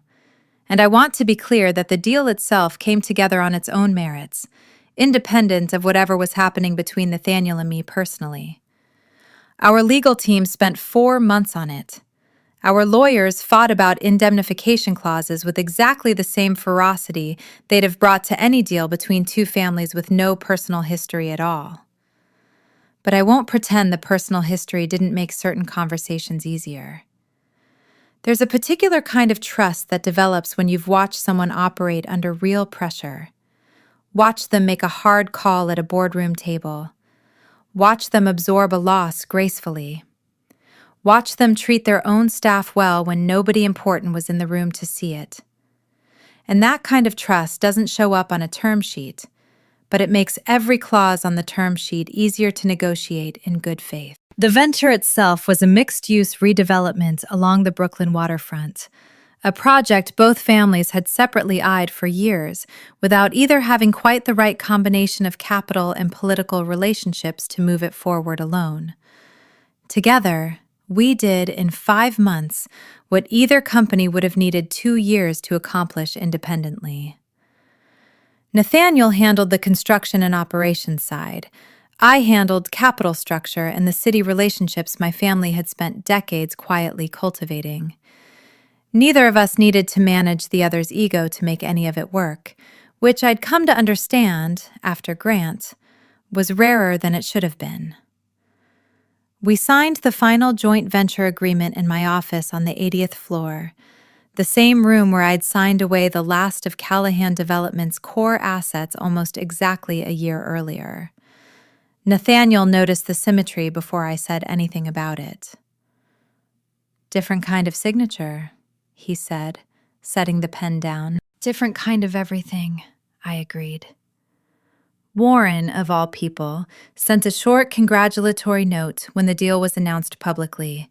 He'd landed on his feet running a much smaller firm, a promotion he seemed genuinely happy about, free of the weight Callahan Development had put on him for years. I appreciated the note more than I expected to. Not everyone who'd been standing near the wreckage of that whole story had deserved to go down with it, and I was glad, in a quiet way, that at least one person hadn't. I want to say clearly that I never expected to want this again. The whole architecture of engagement and ceremony and public vow-taking after what the last one had cost me. For over a year, if anyone had asked, I'd have said I was entirely content to let Nathaniel and I go on exactly as we were, unmarried and unhurried, and mean it completely. He asked anyway, eventually, on a Tuesday, in a way so deliberately unceremonious that it took me a full 10 seconds to realize what was actually happening. We were in his kitchen, not a rooftop, not a ring hidden in a dessert, nothing performed for an audience of any kind. And he was making coffee, and he set a small box on the counter next to my mug like it was just another part of the morning routine. "I thought about doing something bigger," he said, not quite looking at me, focused very hard on the coffee grounds. "Restaurant, bring in the champagne, the whole production. And then I thought, you've already survived one version of that kind of spectacle, and it cost you something. I didn't want this to look anything like that. I wanted it to look like a Tuesday, because I want the actual marriage to feel like 1,000 ordinary Tuesdays, not one enormous performance." I opened the box. It wasn't a large stone, nothing that would have made headlines the way the Callahan wedding coverage had. It was small, well-chosen, and entirely without theater. "Yes," I said before he'd even technically asked the question, and he laughed, surprised, and asked it properly anyway, because he said he'd been rehearsing the actual words for 2 weeks and refused to waste them. We told my parents that weekend in Newport. My father, uncharacteristically, didn't say anything about business synergies at all. He just poured 3 glasses of the good scotch he never drank and said, simply, "About time," which from him counted as an outright celebration. My mother cried, actually cried, the first time I'd seen her do that since the day I told her about the Callahan wedding disaster. Except this time, the tears were the good kind, and she held on to both my hands the exact same way she had that first night home. Except this time, there was nothing to comfort. We married the following spring in Newport, in a ceremony small enough to fit inside my parents' conservatory, with a guest list under 40 people, none of whom had ever needed a seating chart to know exactly where they stood with either family. There were no spotlights. There was no ballroom full of strangers deciding what story to tell about us afterward. There was just the two of us, and the people who'd actually earned a place in the room, and a version of vows I meant completely, spoken to a man who had never once, in over 2 years, made me feel like I needed to shrink myself to be loved properly. Chapter 26. What Simone Never Said. I should say something here about Simone Reyes, because she appears in nearly every chapter of this story and deserves more than the role of efficient background presence I've mostly given her so far. Simone had been my assistant for exactly 3 years and 2 months by the time of the wedding, hired the same month I started building the Nora Bennett identity, brought in specifically because my father trusted her judgment more than almost anyone else's on his senior staff, and because she had, in her previous role managing crisis communications for a mid-size hedge fund, developed a reputation for never once leaking a single detail she'd been trusted with. I'd interviewed 4 other candidates before her. None of them had asked the question she asked in her interview, which was simply, "What exactly am I being trusted to protect, and for how long?" I hadn't answered that question directly at the time. I answered it, eventually, over the following 3 years, one carefully managed crisis at a time. What I never told Simone, not directly, not in so many words, was how much I'd come to rely on her, not just for logistics, but for something closer to judgment. The decision to leak the Rourke story the morning after the gala instead of the same week, that timing had actually been her instinct, not mine, and I'd overruled my own first plan because her read on the room was better than mine. The choice to seat the reporter, Delphine, exactly where she needed to be to catch Grant off guard, Simone's arrangement, executed with a precision I didn't fully appreciate until I watched the actual moments unfold in real time. I gave her a substantial bonus after the whole affair concluded, along with a formal promotion to Chief of Staff, and she accepted both with the same understated composure she brought to everything, which was, I'd learned, simply how she operated. But the thing I actually said to her, privately, in my office, the week everything finally settled, was closer to the truth of what I meant. I couldn't have done any of this without someone I trusted completely, standing next to me the entire time, I told her. I want you to know I noticed that every single day of it.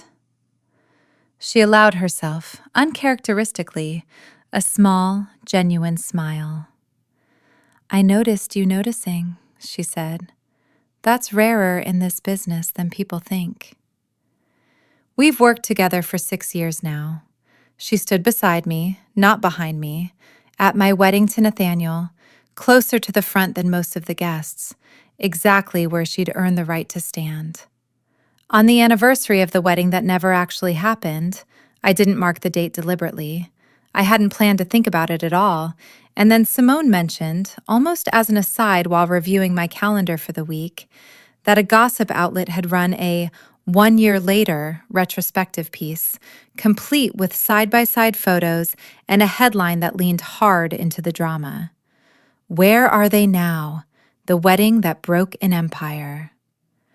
I read it once, standing at my office window with a coffee going cold in my hand. It was mostly accurate, which surprised me. A brief, factual recap of the ceremony, the disappearance, the gala, the acquisition, followed by short updates on where everyone involved had landed. Grant, rebuilding quietly at a smaller firm. Diane, settled with regulators, largely out of public life. Brooke, working under a different name in New Jersey. Me, described in the final paragraph as the quiet architect of one of the most complete corporate and social reversals New York has seen in a decade, with a closing line noting my recently announced engagement to Nathaniel Cole. I felt strange reading my own story reduced to 8 paragraphs and a headline. The way I imagine anyone feels seeing a year of their actual, textured life flattened into content designed to be skimmed in 90 seconds on someone's phone during a commute. It wasn't wrong exactly. It just wasn't the whole thing.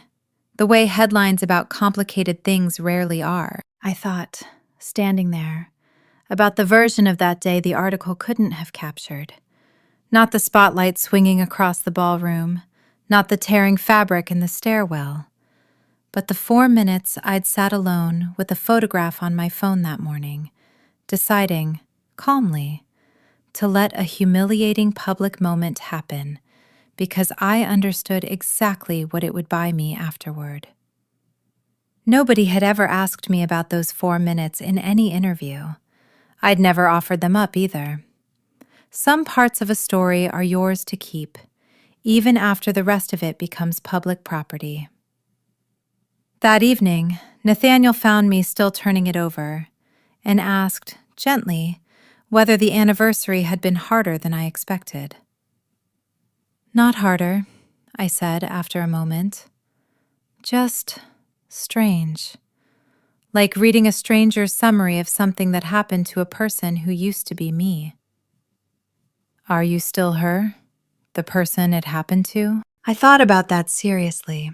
The way I try to think about anything Nathaniel asks me seriously, because he rarely asks a question he doesn't actually want a real answer to. Some of her, I said finally. The parts worth keeping.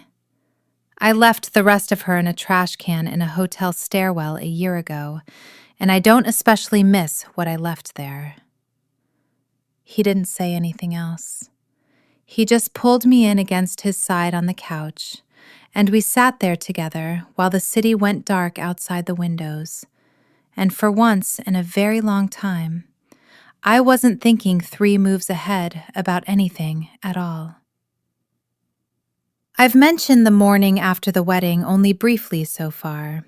The folders on my desk, the instructions to Simone. But I think the actual mechanics of that day deserve more attention, because I've since learned that most people imagine corporate revenge as something dramatic and instantaneous, when in practice, it looks almost entirely like patience wearing a business suit. We didn't dump our entire position in Callahan Development's debt all at once. That would have been clumsy, and worse, it would have been traceable back to us in a way that undermined the whole point of moving quietly.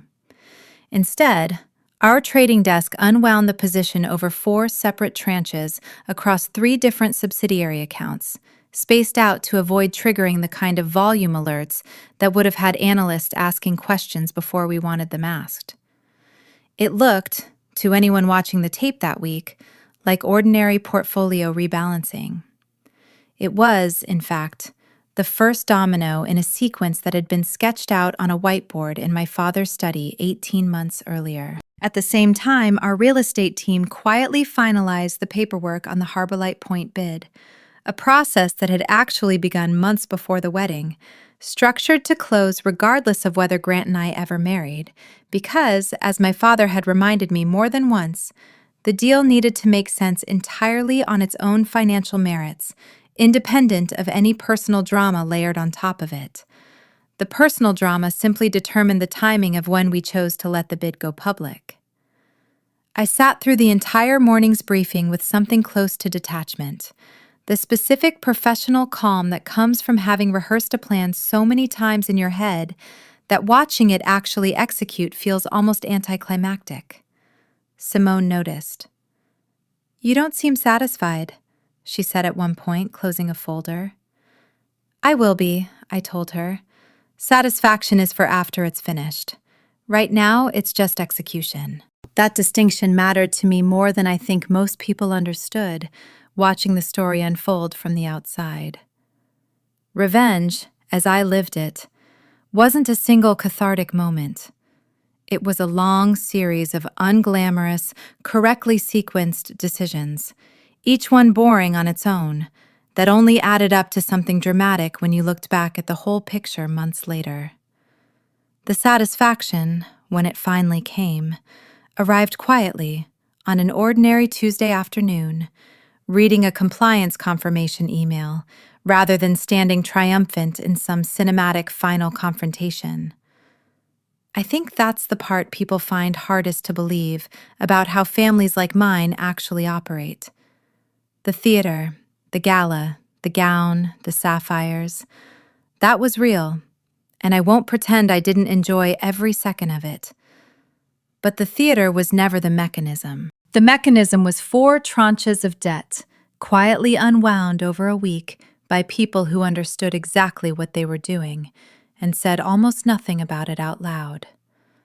2 years after the wedding, I started a small, mostly unpublicized program inside Ashworth Capital, funding scholarships and mentorships for young women entering finance and real estate from backgrounds without the kind of built-in safety net my own family had given me. I didn't announce it with a gala or a press release. I structured it, deliberately, the same quiet way my family structured most of what actually mattered.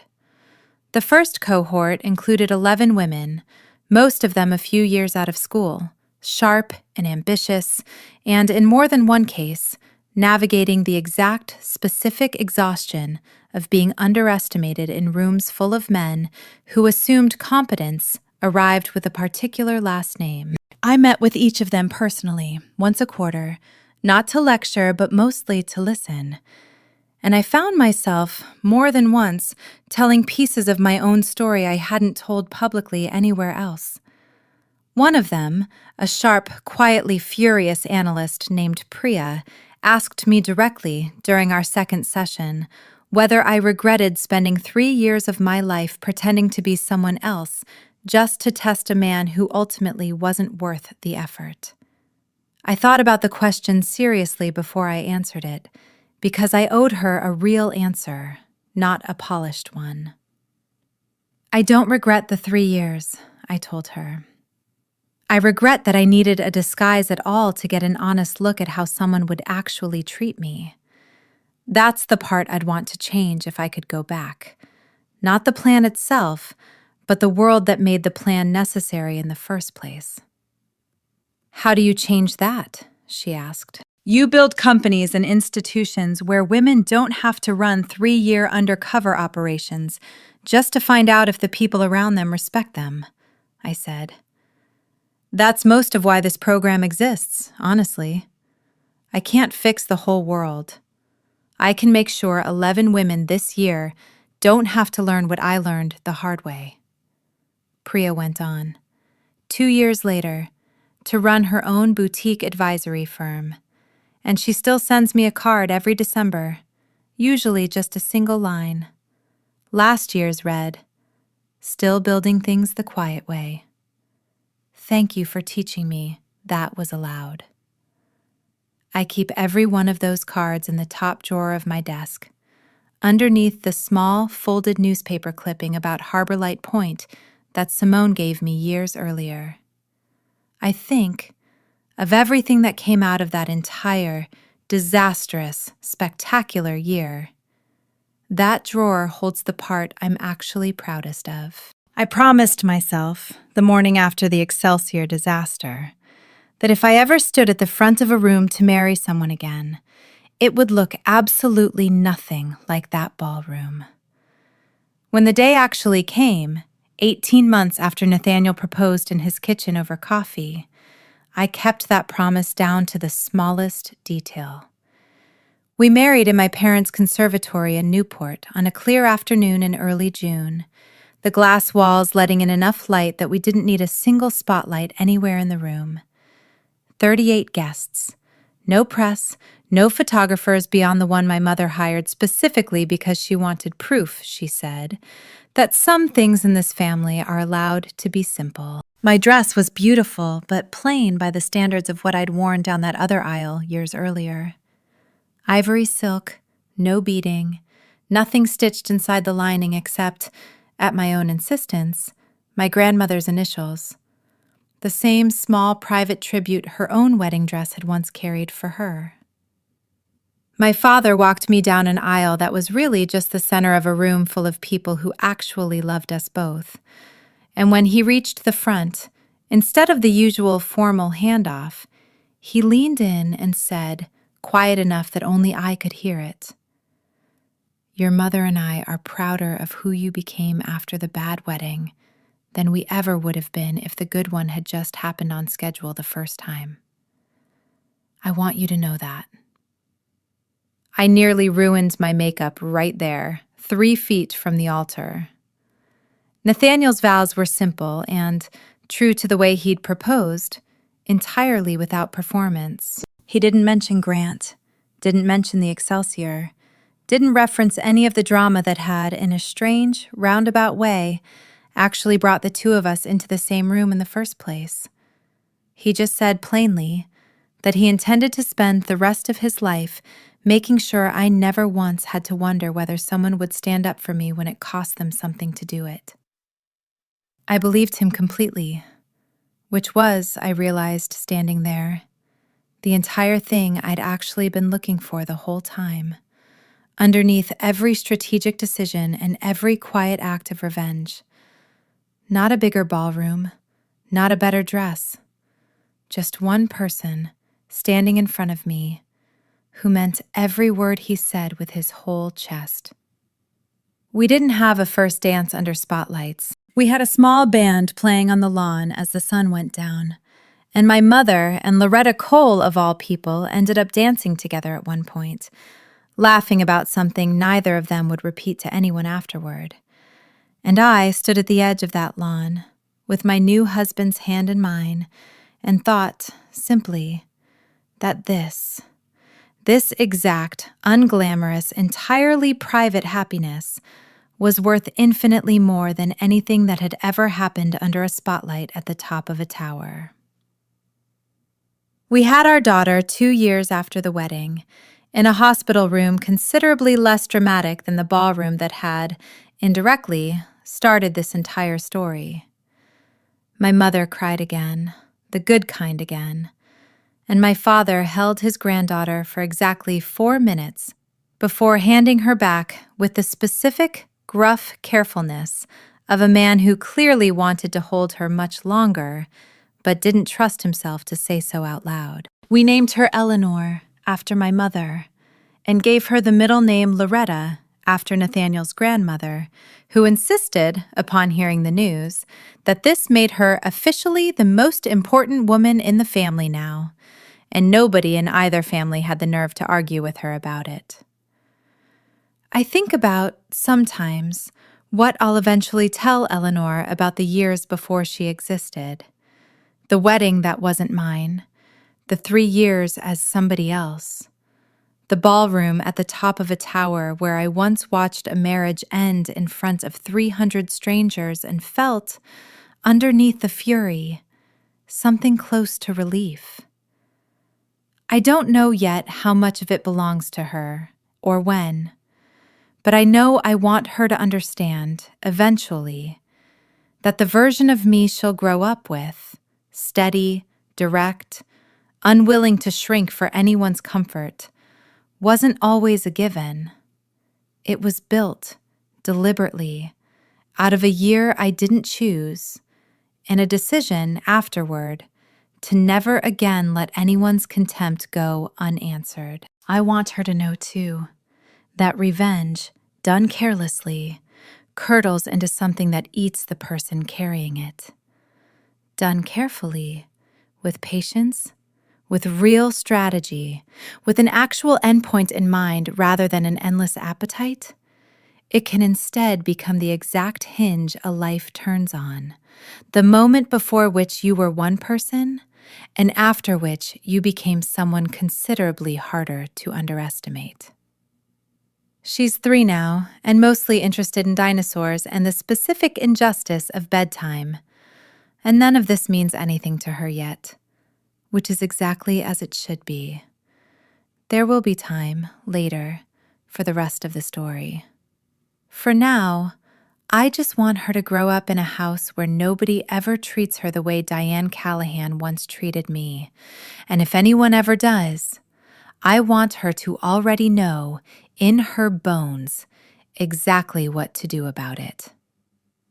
I never told Nathaniel's story properly either, And I think it explains a great deal about why the two of us understood each other as quickly as we did. Nathaniel's father died when Nathaniel was 26.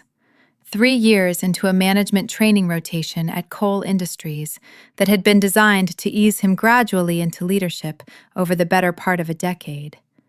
Instead, he inherited the entire company in a single, brutal week, alongside a board of directors who assumed, openly and without much subtlety, that he'd need considerably more supervision than his father's will had actually granted them. He spent the first 2 years fighting off a slow-motion attempt by 3 senior board members to install a transitional CEO over his head, a euphemism, he told me once, for someone the board actually trusts to run things instead of the kid.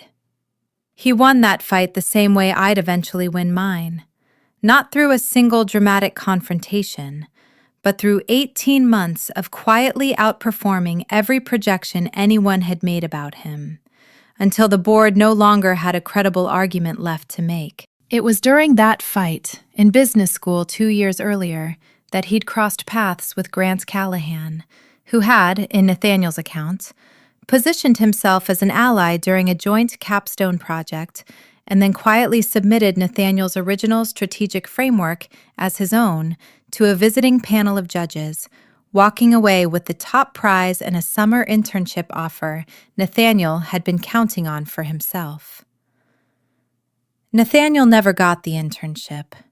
Grant never acknowledged what he'd done, not once, not even years later when both of their paths crossed again in adult life at the same handful of galas and industry dinners. I used to think I hated him over the internship, Nathaniel told me once, fairly early in our relationship. But honestly, by the time I actually had real leverage against him, it wasn't about that anymore. It was about watching him do the exact same thing to you that he'd done to me. Take something that wasn't fully his to take, and never once feel like he owed anybody an accounting for it. I understood that instinct completely, because it mirrored my own. Neither of us had built our success purely out of anger at Grant Callahan, but both of us had spent years learning, the hard way, what it costs to trust the wrong person with your actual future. And I think that shared, specific education was part of what made the two of us recognize each other so quickly once the timing finally allowed it. Simone told me once that the trash can in that hotel stairwell had been emptied on the same schedule as every other night at the Excelsior, and that the wedding dress I'd stuffed into it, worth more than most people's houses, had almost certainly ended up in a commercial dumpster somewhere behind the loading dock, hauled away with the rest of the venue's ordinary trash within 24 hours. I've thought about that more than I probably should have in the years since. Not with regret, exactly. I don't miss the dress, or what it represented, or the version of my future it had been built to symbolize. But there's something strange about the specific, mundane fate of an object like that. A piece of clothing custom-built over 400 hours by artisans who'd never met me, embroidered with a married name I never actually took, ending its existence crushed under ordinary hotel garbage on a random Tuesday, indistinguishable, by the time the truck came, from anything else in that dumpster. I asked the designer, years later, at an unrelated event, whether it had bothered her to lose track of a piece she'd put that much work into. She'd laughed, not unkindly, and told me something I've thought about since. Clothes like that were never meant to last, she said. They're meant to hold a single moment perfectly, and then let it go. The dress did exactly what it was built to do. It held that moment. What happened to the fabric afterward was never really the point. I found that oddly comforting once I sat with it. The dress had done its job. It had made the humiliation in that ballroom look exactly as expensive and public as it needed to look for the story to land the way I needed it to land. Its fate afterward, crushed and discarded and forgotten, was, in its own strange way, a fitting end for everything it had been built to represent. My actual wedding dress, the ivory silk from the conservatory ceremony, still hangs in a garment bag in the back of my closet at the Newport estate, preserved properly, the way you preserve something you actually intend to keep. I like that contrast more than I probably should. One dress, discarded in a stairwell trash can, forgotten within a day. One dress, folded carefully and kept, meant to last as long as the marriage it represents. I think, if you wanted a single image that captured the entire difference between those two versions of my life, you could do worse than those two dresses. The morning after the gala, Ashworth Capital's press office fielded 41 separate media requests before 10 a.m., a number Simone read off to me with the flat, slightly amused precision of someone who'd clearly been expecting closer to 20. We released a single, carefully worded statement, 3 sentences long, confirming the Harbor Light Point acquisition and declining to comment on matters unrelated to the transaction, which fooled absolutely no one and wasn't meant to. The statement's actual purpose was to signal, in the specific coded language financial journalists understood instantly, that Ashworth Capital considered the personal drama beneath its notice, which was, in its own way, a far more damaging message to send about Grant and Diane than any direct commentary could have been. My father called at 8:30, unusually early for him, and I assumed at first he wanted a debrief on the numbers. Instead, he asked simply how I was feeling. Lighter than I expected, I told him honestly. I thought there'd be more of a come down after all that build-up. There isn't. There won't be, he said. You did the hard part months ago, deciding to actually go through with it instead of just fantasizing about it. Last night was just the part everyone else got to watch. That distinction stuck with me. I think people who hadn't lived through the 18 months of quiet planning assumed the gala itself was the climax of the whole story. The dress, the confrontation, the reporter's question landing like a blade. In some sense, they weren't wrong. It was certainly the most photographed moment of the entire affair. But the actual climax, if I'm honest, had happened months earlier, alone in my father's study, when I finally decided I was willing to burn the entire strategic alliance my family had spent years quietly building toward, rather than spend one more year pretending Grant Callahan was capable of becoming a different man. Warren called Simone directly that same morning, not me, which I appreciated because it meant he understood exactly where he stood and wasn't presuming otherwise. He asked, professionally, whether Ashworth Capital intended to retain any of Callahan's existing staff through the transition. I told Simone to confirm that we would, wherever roles genuinely existed, because I'd never had any interest in punishing people who'd simply been doing their jobs under a leadership team that had failed them. Warren, notably, was one of the people we kept on, at least through the transition period, before he eventually moved to run his own smaller firm. By noon, the story had migrated from the financial press into the general news cycle entirely, and my name was trending on 2 different platforms for reasons that had nothing to do with anything I'd actually said publicly. I didn't check either platform.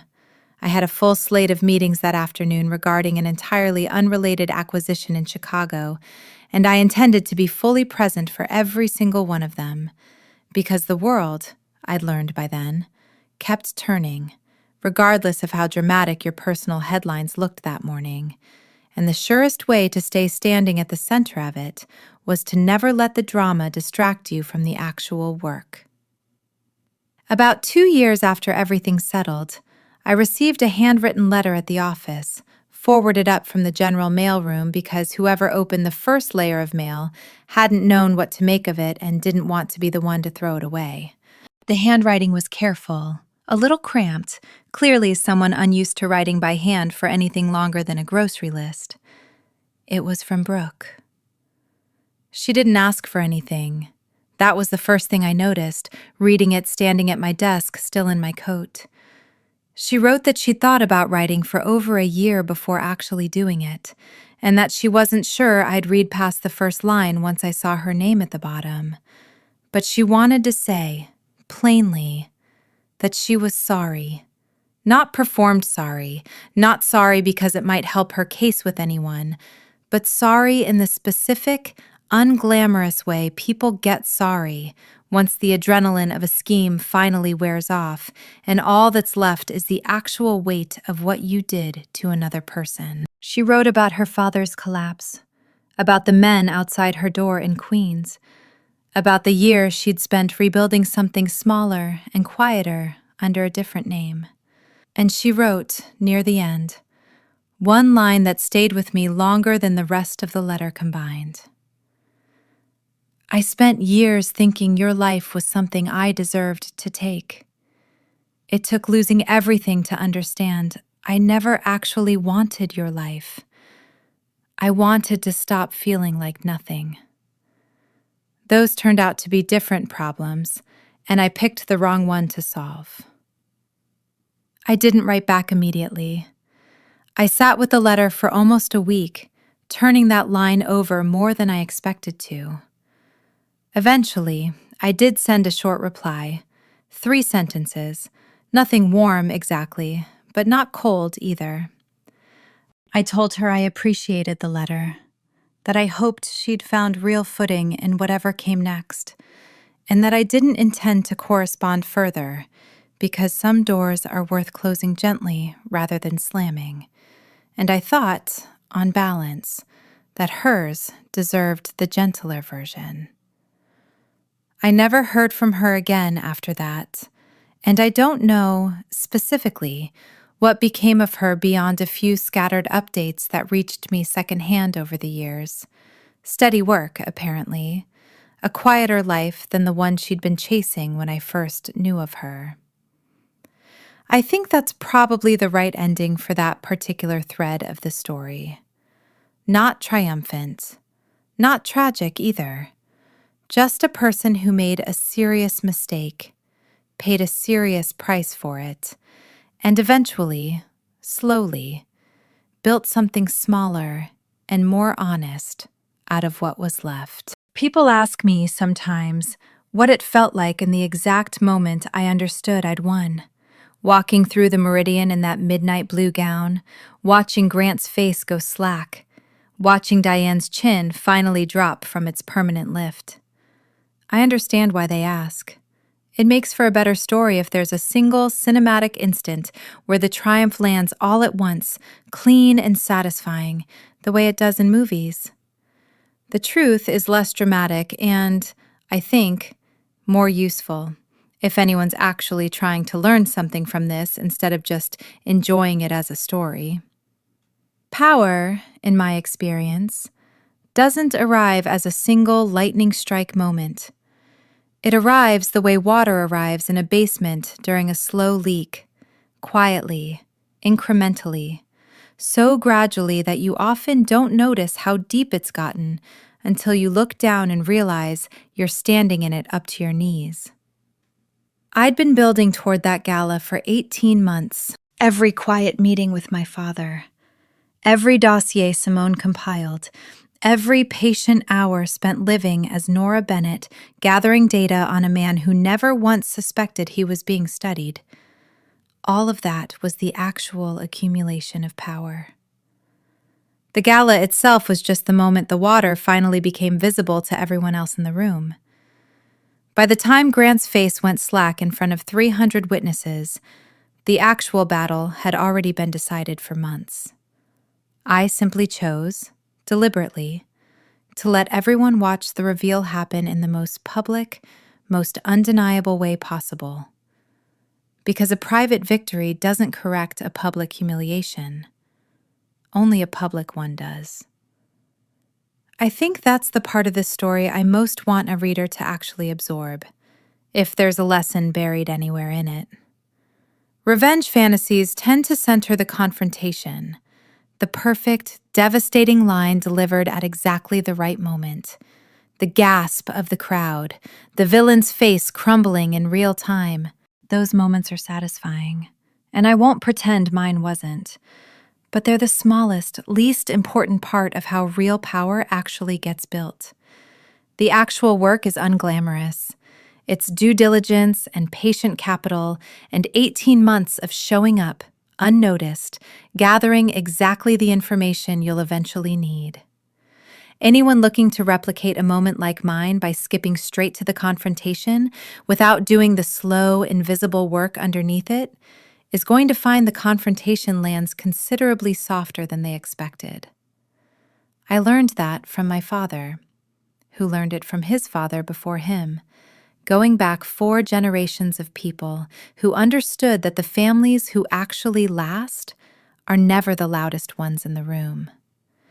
They're the ones who spent decades making sure they didn't need to be. The last real conversation I want to describe happened almost 5 years after the wedding that never happened, in the same study where my father and I had first sketched out the plan to build Nora Bennett on a legal pad.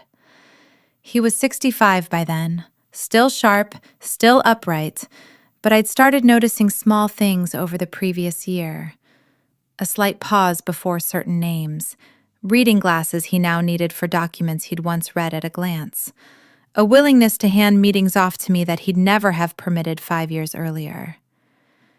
He called me into the study on a Sunday after dinner, poured 2 glasses of the scotch he still never drank, and told me, without any particular ceremony, that he intended to formally transition the chairmanship of Ashworth Capital to me over the following 18 months.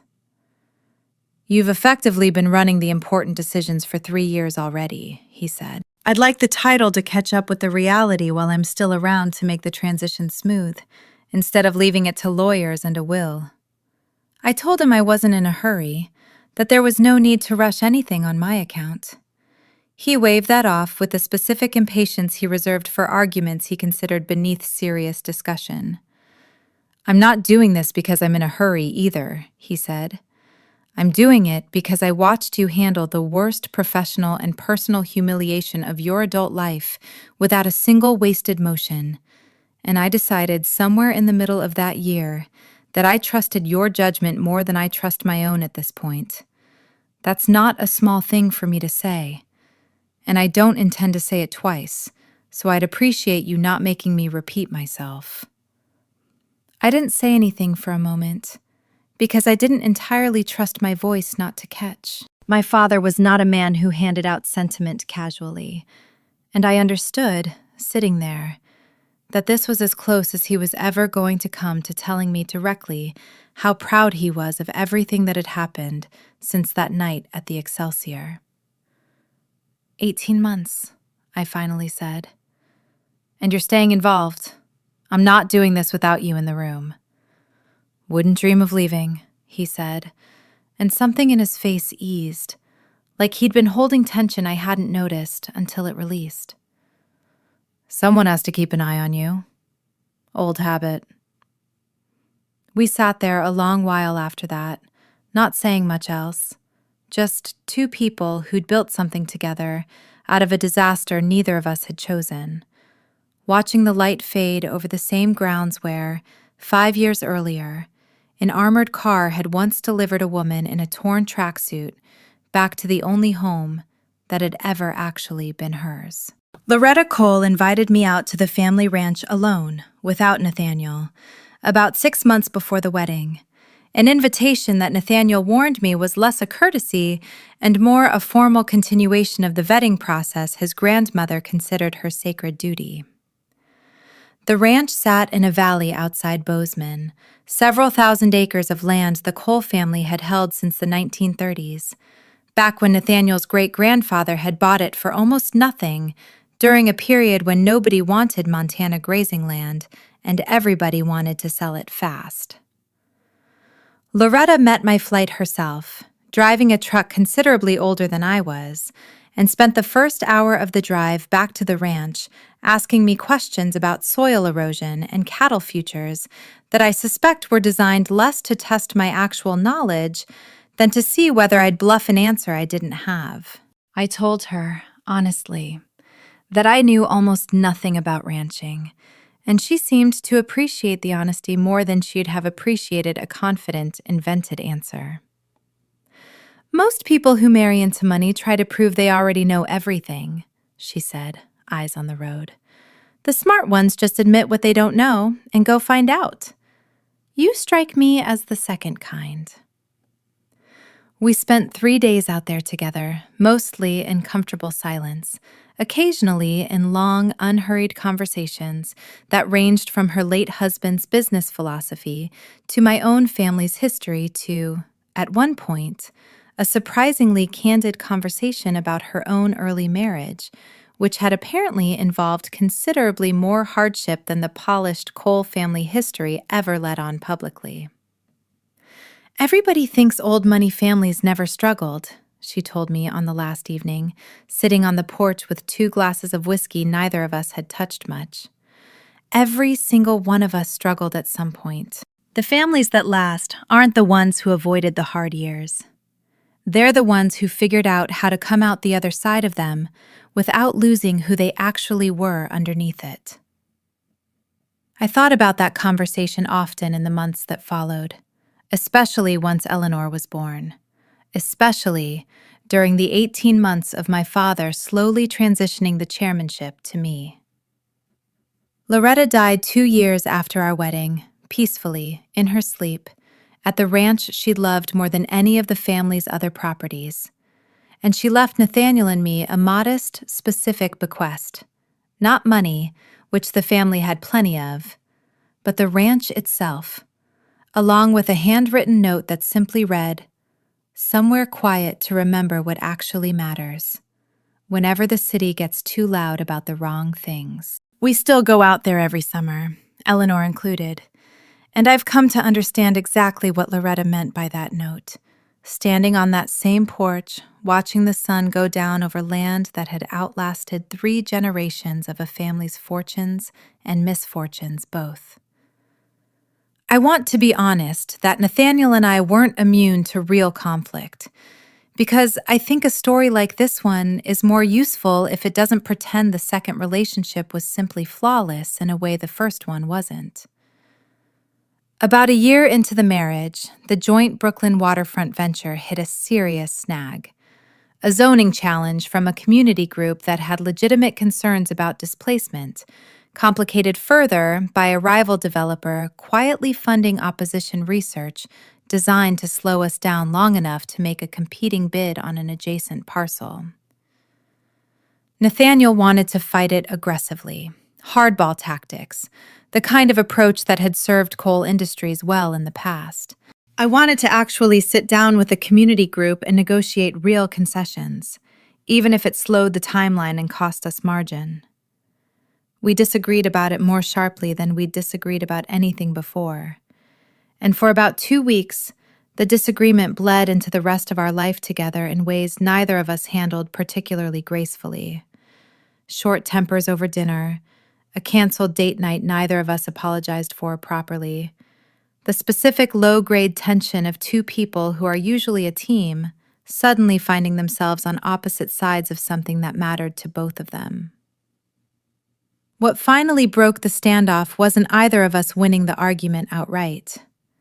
It was Nathaniel, on a Sunday morning, admitting something I hadn't expected him to admit so plainly. I think I default to hardball because it's what worked for my father, and I've never actually stopped to ask whether it's what I'd choose if I weren't just running his old playbook, he said. I don't actually disagree with you about the community group. I think I was scared that slowing down would look like weakness to the board, and I let that fear do my thinking for me instead of my actual judgment. I told him, in turn, that I understood the instinct better than I'd let on during the argument, that some part of my own insistence on the slower, more careful approach was itself a reaction to watching Grant's aggressive, corner-cutting instincts eventually collapse his entire company, and that I'd been treating my own approach as automatically correct without examining it as carefully as I'd examined his. We ended up doing something closer to a hybrid of both instincts, real, substantive concessions to the community group, paired with a firmer, faster legal response to the rival developer's opposition funding once we'd confirmed its source. The project closed 4 months later than originally planned, and by most accounts turned out better for the delay, with stronger community buy-in than either of us had originally built into the model. What I actually took away from those 2 weeks, though, wasn't anything about zoning law. It was the confirmation that Nathaniel and I could disagree, sharply and genuinely, about something that mattered, and come out the other side having actually listened to each other, rather than simply waiting for our turn to win. That was, I realized, something Grant and I had never once managed to do in 3 years, and it told me more about the actual health of my second marriage than any of the easy, uncomplicated months ever could have. I went back to the Excelsior once, years later, for an entirely unrelated event, an industry dinner in a different ballroom on a lower floor, nothing to do with the Meridian or the wedding at all. But I found myself, near the end of the evening, drawn toward the same fire stairwell I'd disappeared into that night, curious whether it would feel like anything at all to stand there again. It looked almost exactly the same. Same cold concrete, same industrial trash can on the landing, repainted at some point but otherwise unchanged. I stood there for a few minutes in an evening gown considerably less dramatic than the one I'd torn off my body in that exact spot. And I waited to feel something enormous. Grief, triumph, some cinematic wave of emotion appropriate to the setting. Mostly what I felt was mild, almost anthropological curiosity, the way you might feel revisiting an old childhood bedroom and finding it smaller and less significant than memory had built it up to be. The stairwell wasn't a shrine to anything. It was just a stairwell, doing the same unglamorous job it had always done, indifferent to whatever drama had once unfolded inside it. I think that's actually the truest thing I can tell you about how time handles even our most dramatic moments. The night at the Excelsior felt, while it was happening, like the single most consequential moment of my entire life. And it was, in fact, genuinely consequential, in ways that reshaped my career and my family's fortunes, and eventually my entire personal life. But it was also, underneath all that consequence, just one evening in one building that time has since worn down into something closer to an interesting story I tell occasionally, rather than a wound I still carry around with me. I texted Nathaniel a photo of the stairwell before I left, no caption, just the image. He texted back within a minute. "Looks smaller than the way you've described it." "Everything does, eventually," I wrote back, and meant it more literally than he probably realized. If I could go back and stand beside her for just a moment, the version of me leaning against that cold concrete wall, still in half a wedding dress, typing a message to her father with hands she was surprised to find steady. I don't think I'd tell her anything about the acquisition, or the gala, or how completely the whole thing would eventually work out in her favor. She already suspected all of that, in broad strokes. She'd planned for most of it. What I'd actually tell her is smaller than that, and I don't think she'd have believed me at the time. I'd tell her that the fury she was carrying in that stairwell, the icy, controlled anger she mistook for the whole of what she felt, wasn't actually the most important thing happening to her that night. The most important thing was smaller and quieter. She was, in that exact moment, choosing, deliberately, with her own 2 hands tearing fabric in the dark, to stop being someone who shrank herself to be loved by people who never deserved the effort. Everything else followed from that one decision. The revenge was satisfying, and I won't apologize for having enjoyed it. But the revenge was never actually the point, even though it took me embarrassingly long to fully understand that myself. The point was the woman standing in that stairwell finally refusing, once and for all, to make herself smaller for anyone's comfort ever again. Not Grant's, not Diane's, not even, eventually, her own family's expectations when those expectations stopped serving her. I don't know exactly when I'd have believed that, hearing it from some future version of myself in that cold, echoing stairwell. Probably not that night. Probably not for months afterward, honestly. While the machinery of revenge was still running, and the satisfaction of watching it work still felt like the entire story. But I believe it completely now. 5 years and a marriage and a daughter and a chairmanship later, standing in an office considerably higher up than that stairwell ever was. The wedding dress is gone, hauled away with the rest of that night's ordinary garbage. The fury cooled into something calmer and more useful a long time ago. What's left, underneath all of it, is just a woman who finally stopped asking permission to take up exactly as much space as she'd always deserved to take up, and who built, out of the wreckage of one very bad night, a life considerably larger than the one that bad night had tried to convince her she deserved. That, in the end, is the only part of the story that actually mattered. Everything else, the sapphires, the boardrooms, the gala, the acquisition, was just the noise a life like that makes on its way toward becoming itself. I still stand at that window most evenings before I leave the office. The same spot where I stood the day the Callahan acquisition closed, watching the lights shift over a city that has never once cared whose name is on which building, only whether the person holding the name actually has the discipline to keep it there. The skyline looks different now than it did that first evening, not because the buildings changed, but because I did. I don't stand there anymore replaying the ballroom, or the stairwell, or the particular flatness in Grant's voice when he told me I could step down. Those memories still exist, filed away somewhere I can reach them if I need to, but they don't run the show the way they once did. Mostly, these days, I stand there thinking about the next quarter, the next acquisition, the next young analyst in the mentorship program who might need a harder conversation than the one before her. Ordinary work, the kind that doesn't make headlines and doesn't need to.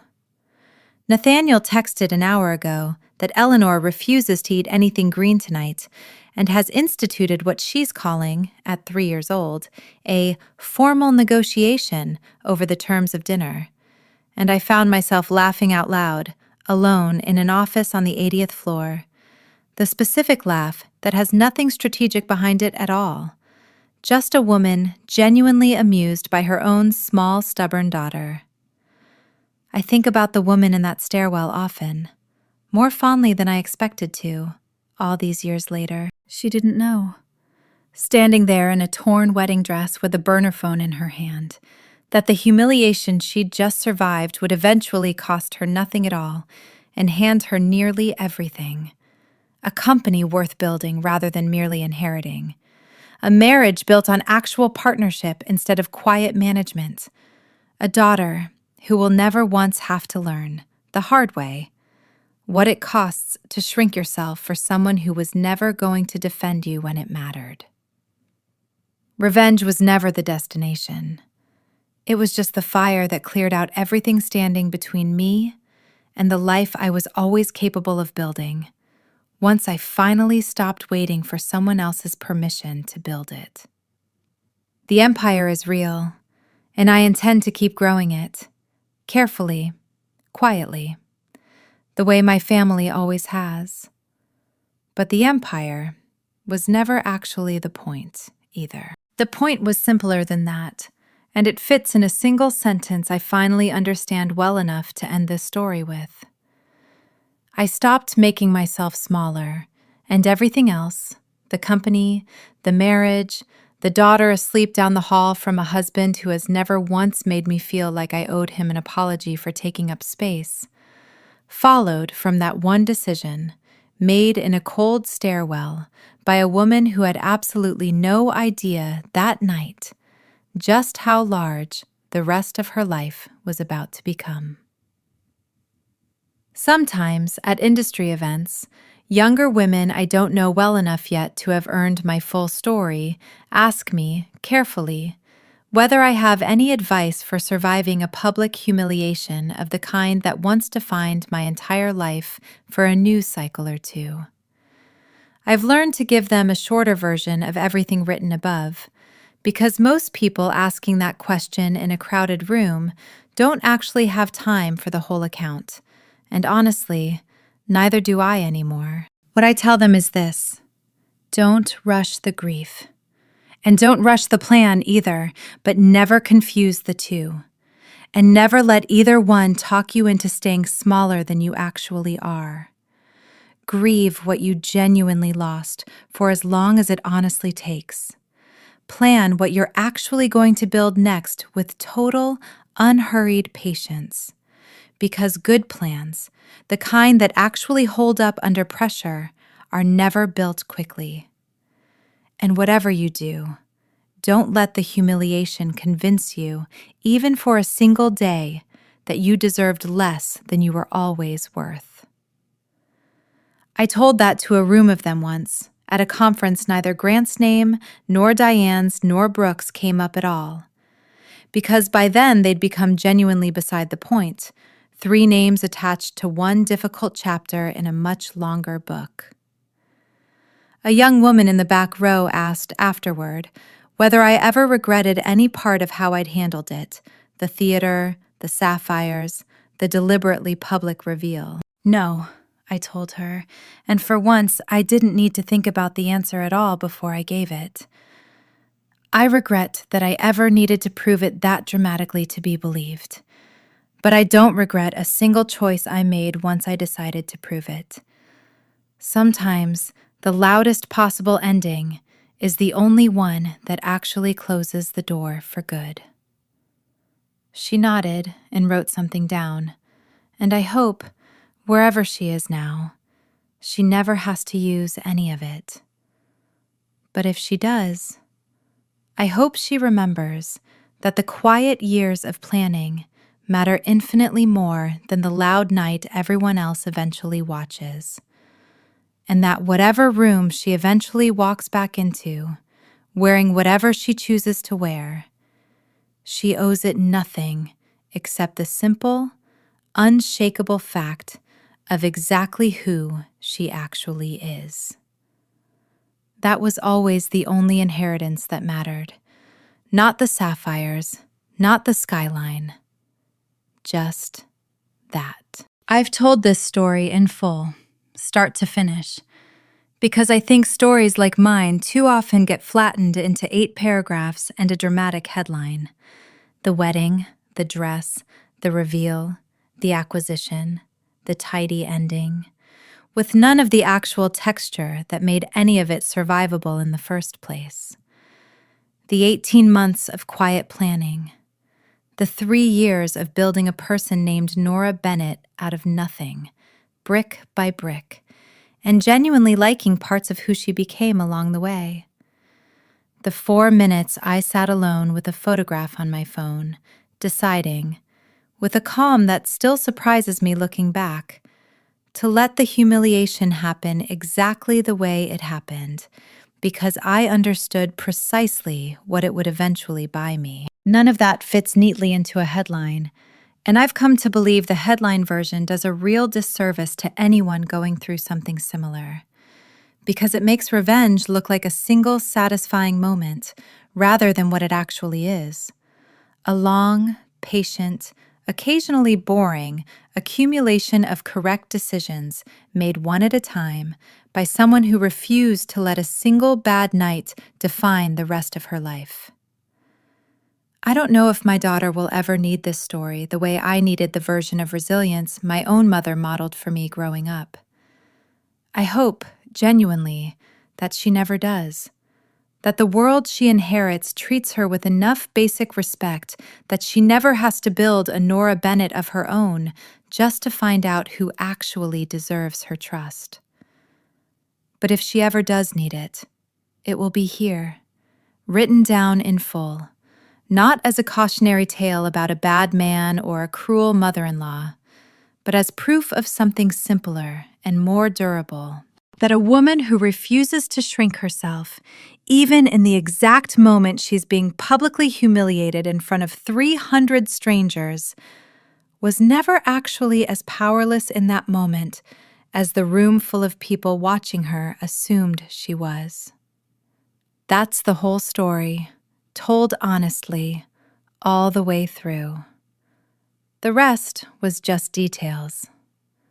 I hope, if you've read this far, that whatever room you're standing in right now, whatever spotlight has just swung unfairly onto someone else while you stand there absorbing it, you remember exactly what I remembered in that stairwell. You are allowed to walk out steadily, spine straight, heels clicking evenly against the floor, and build something so much larger than the moment that tried to make you small. The door closes quietly behind you, either way. What you build afterward is entirely, permanently yours to decide.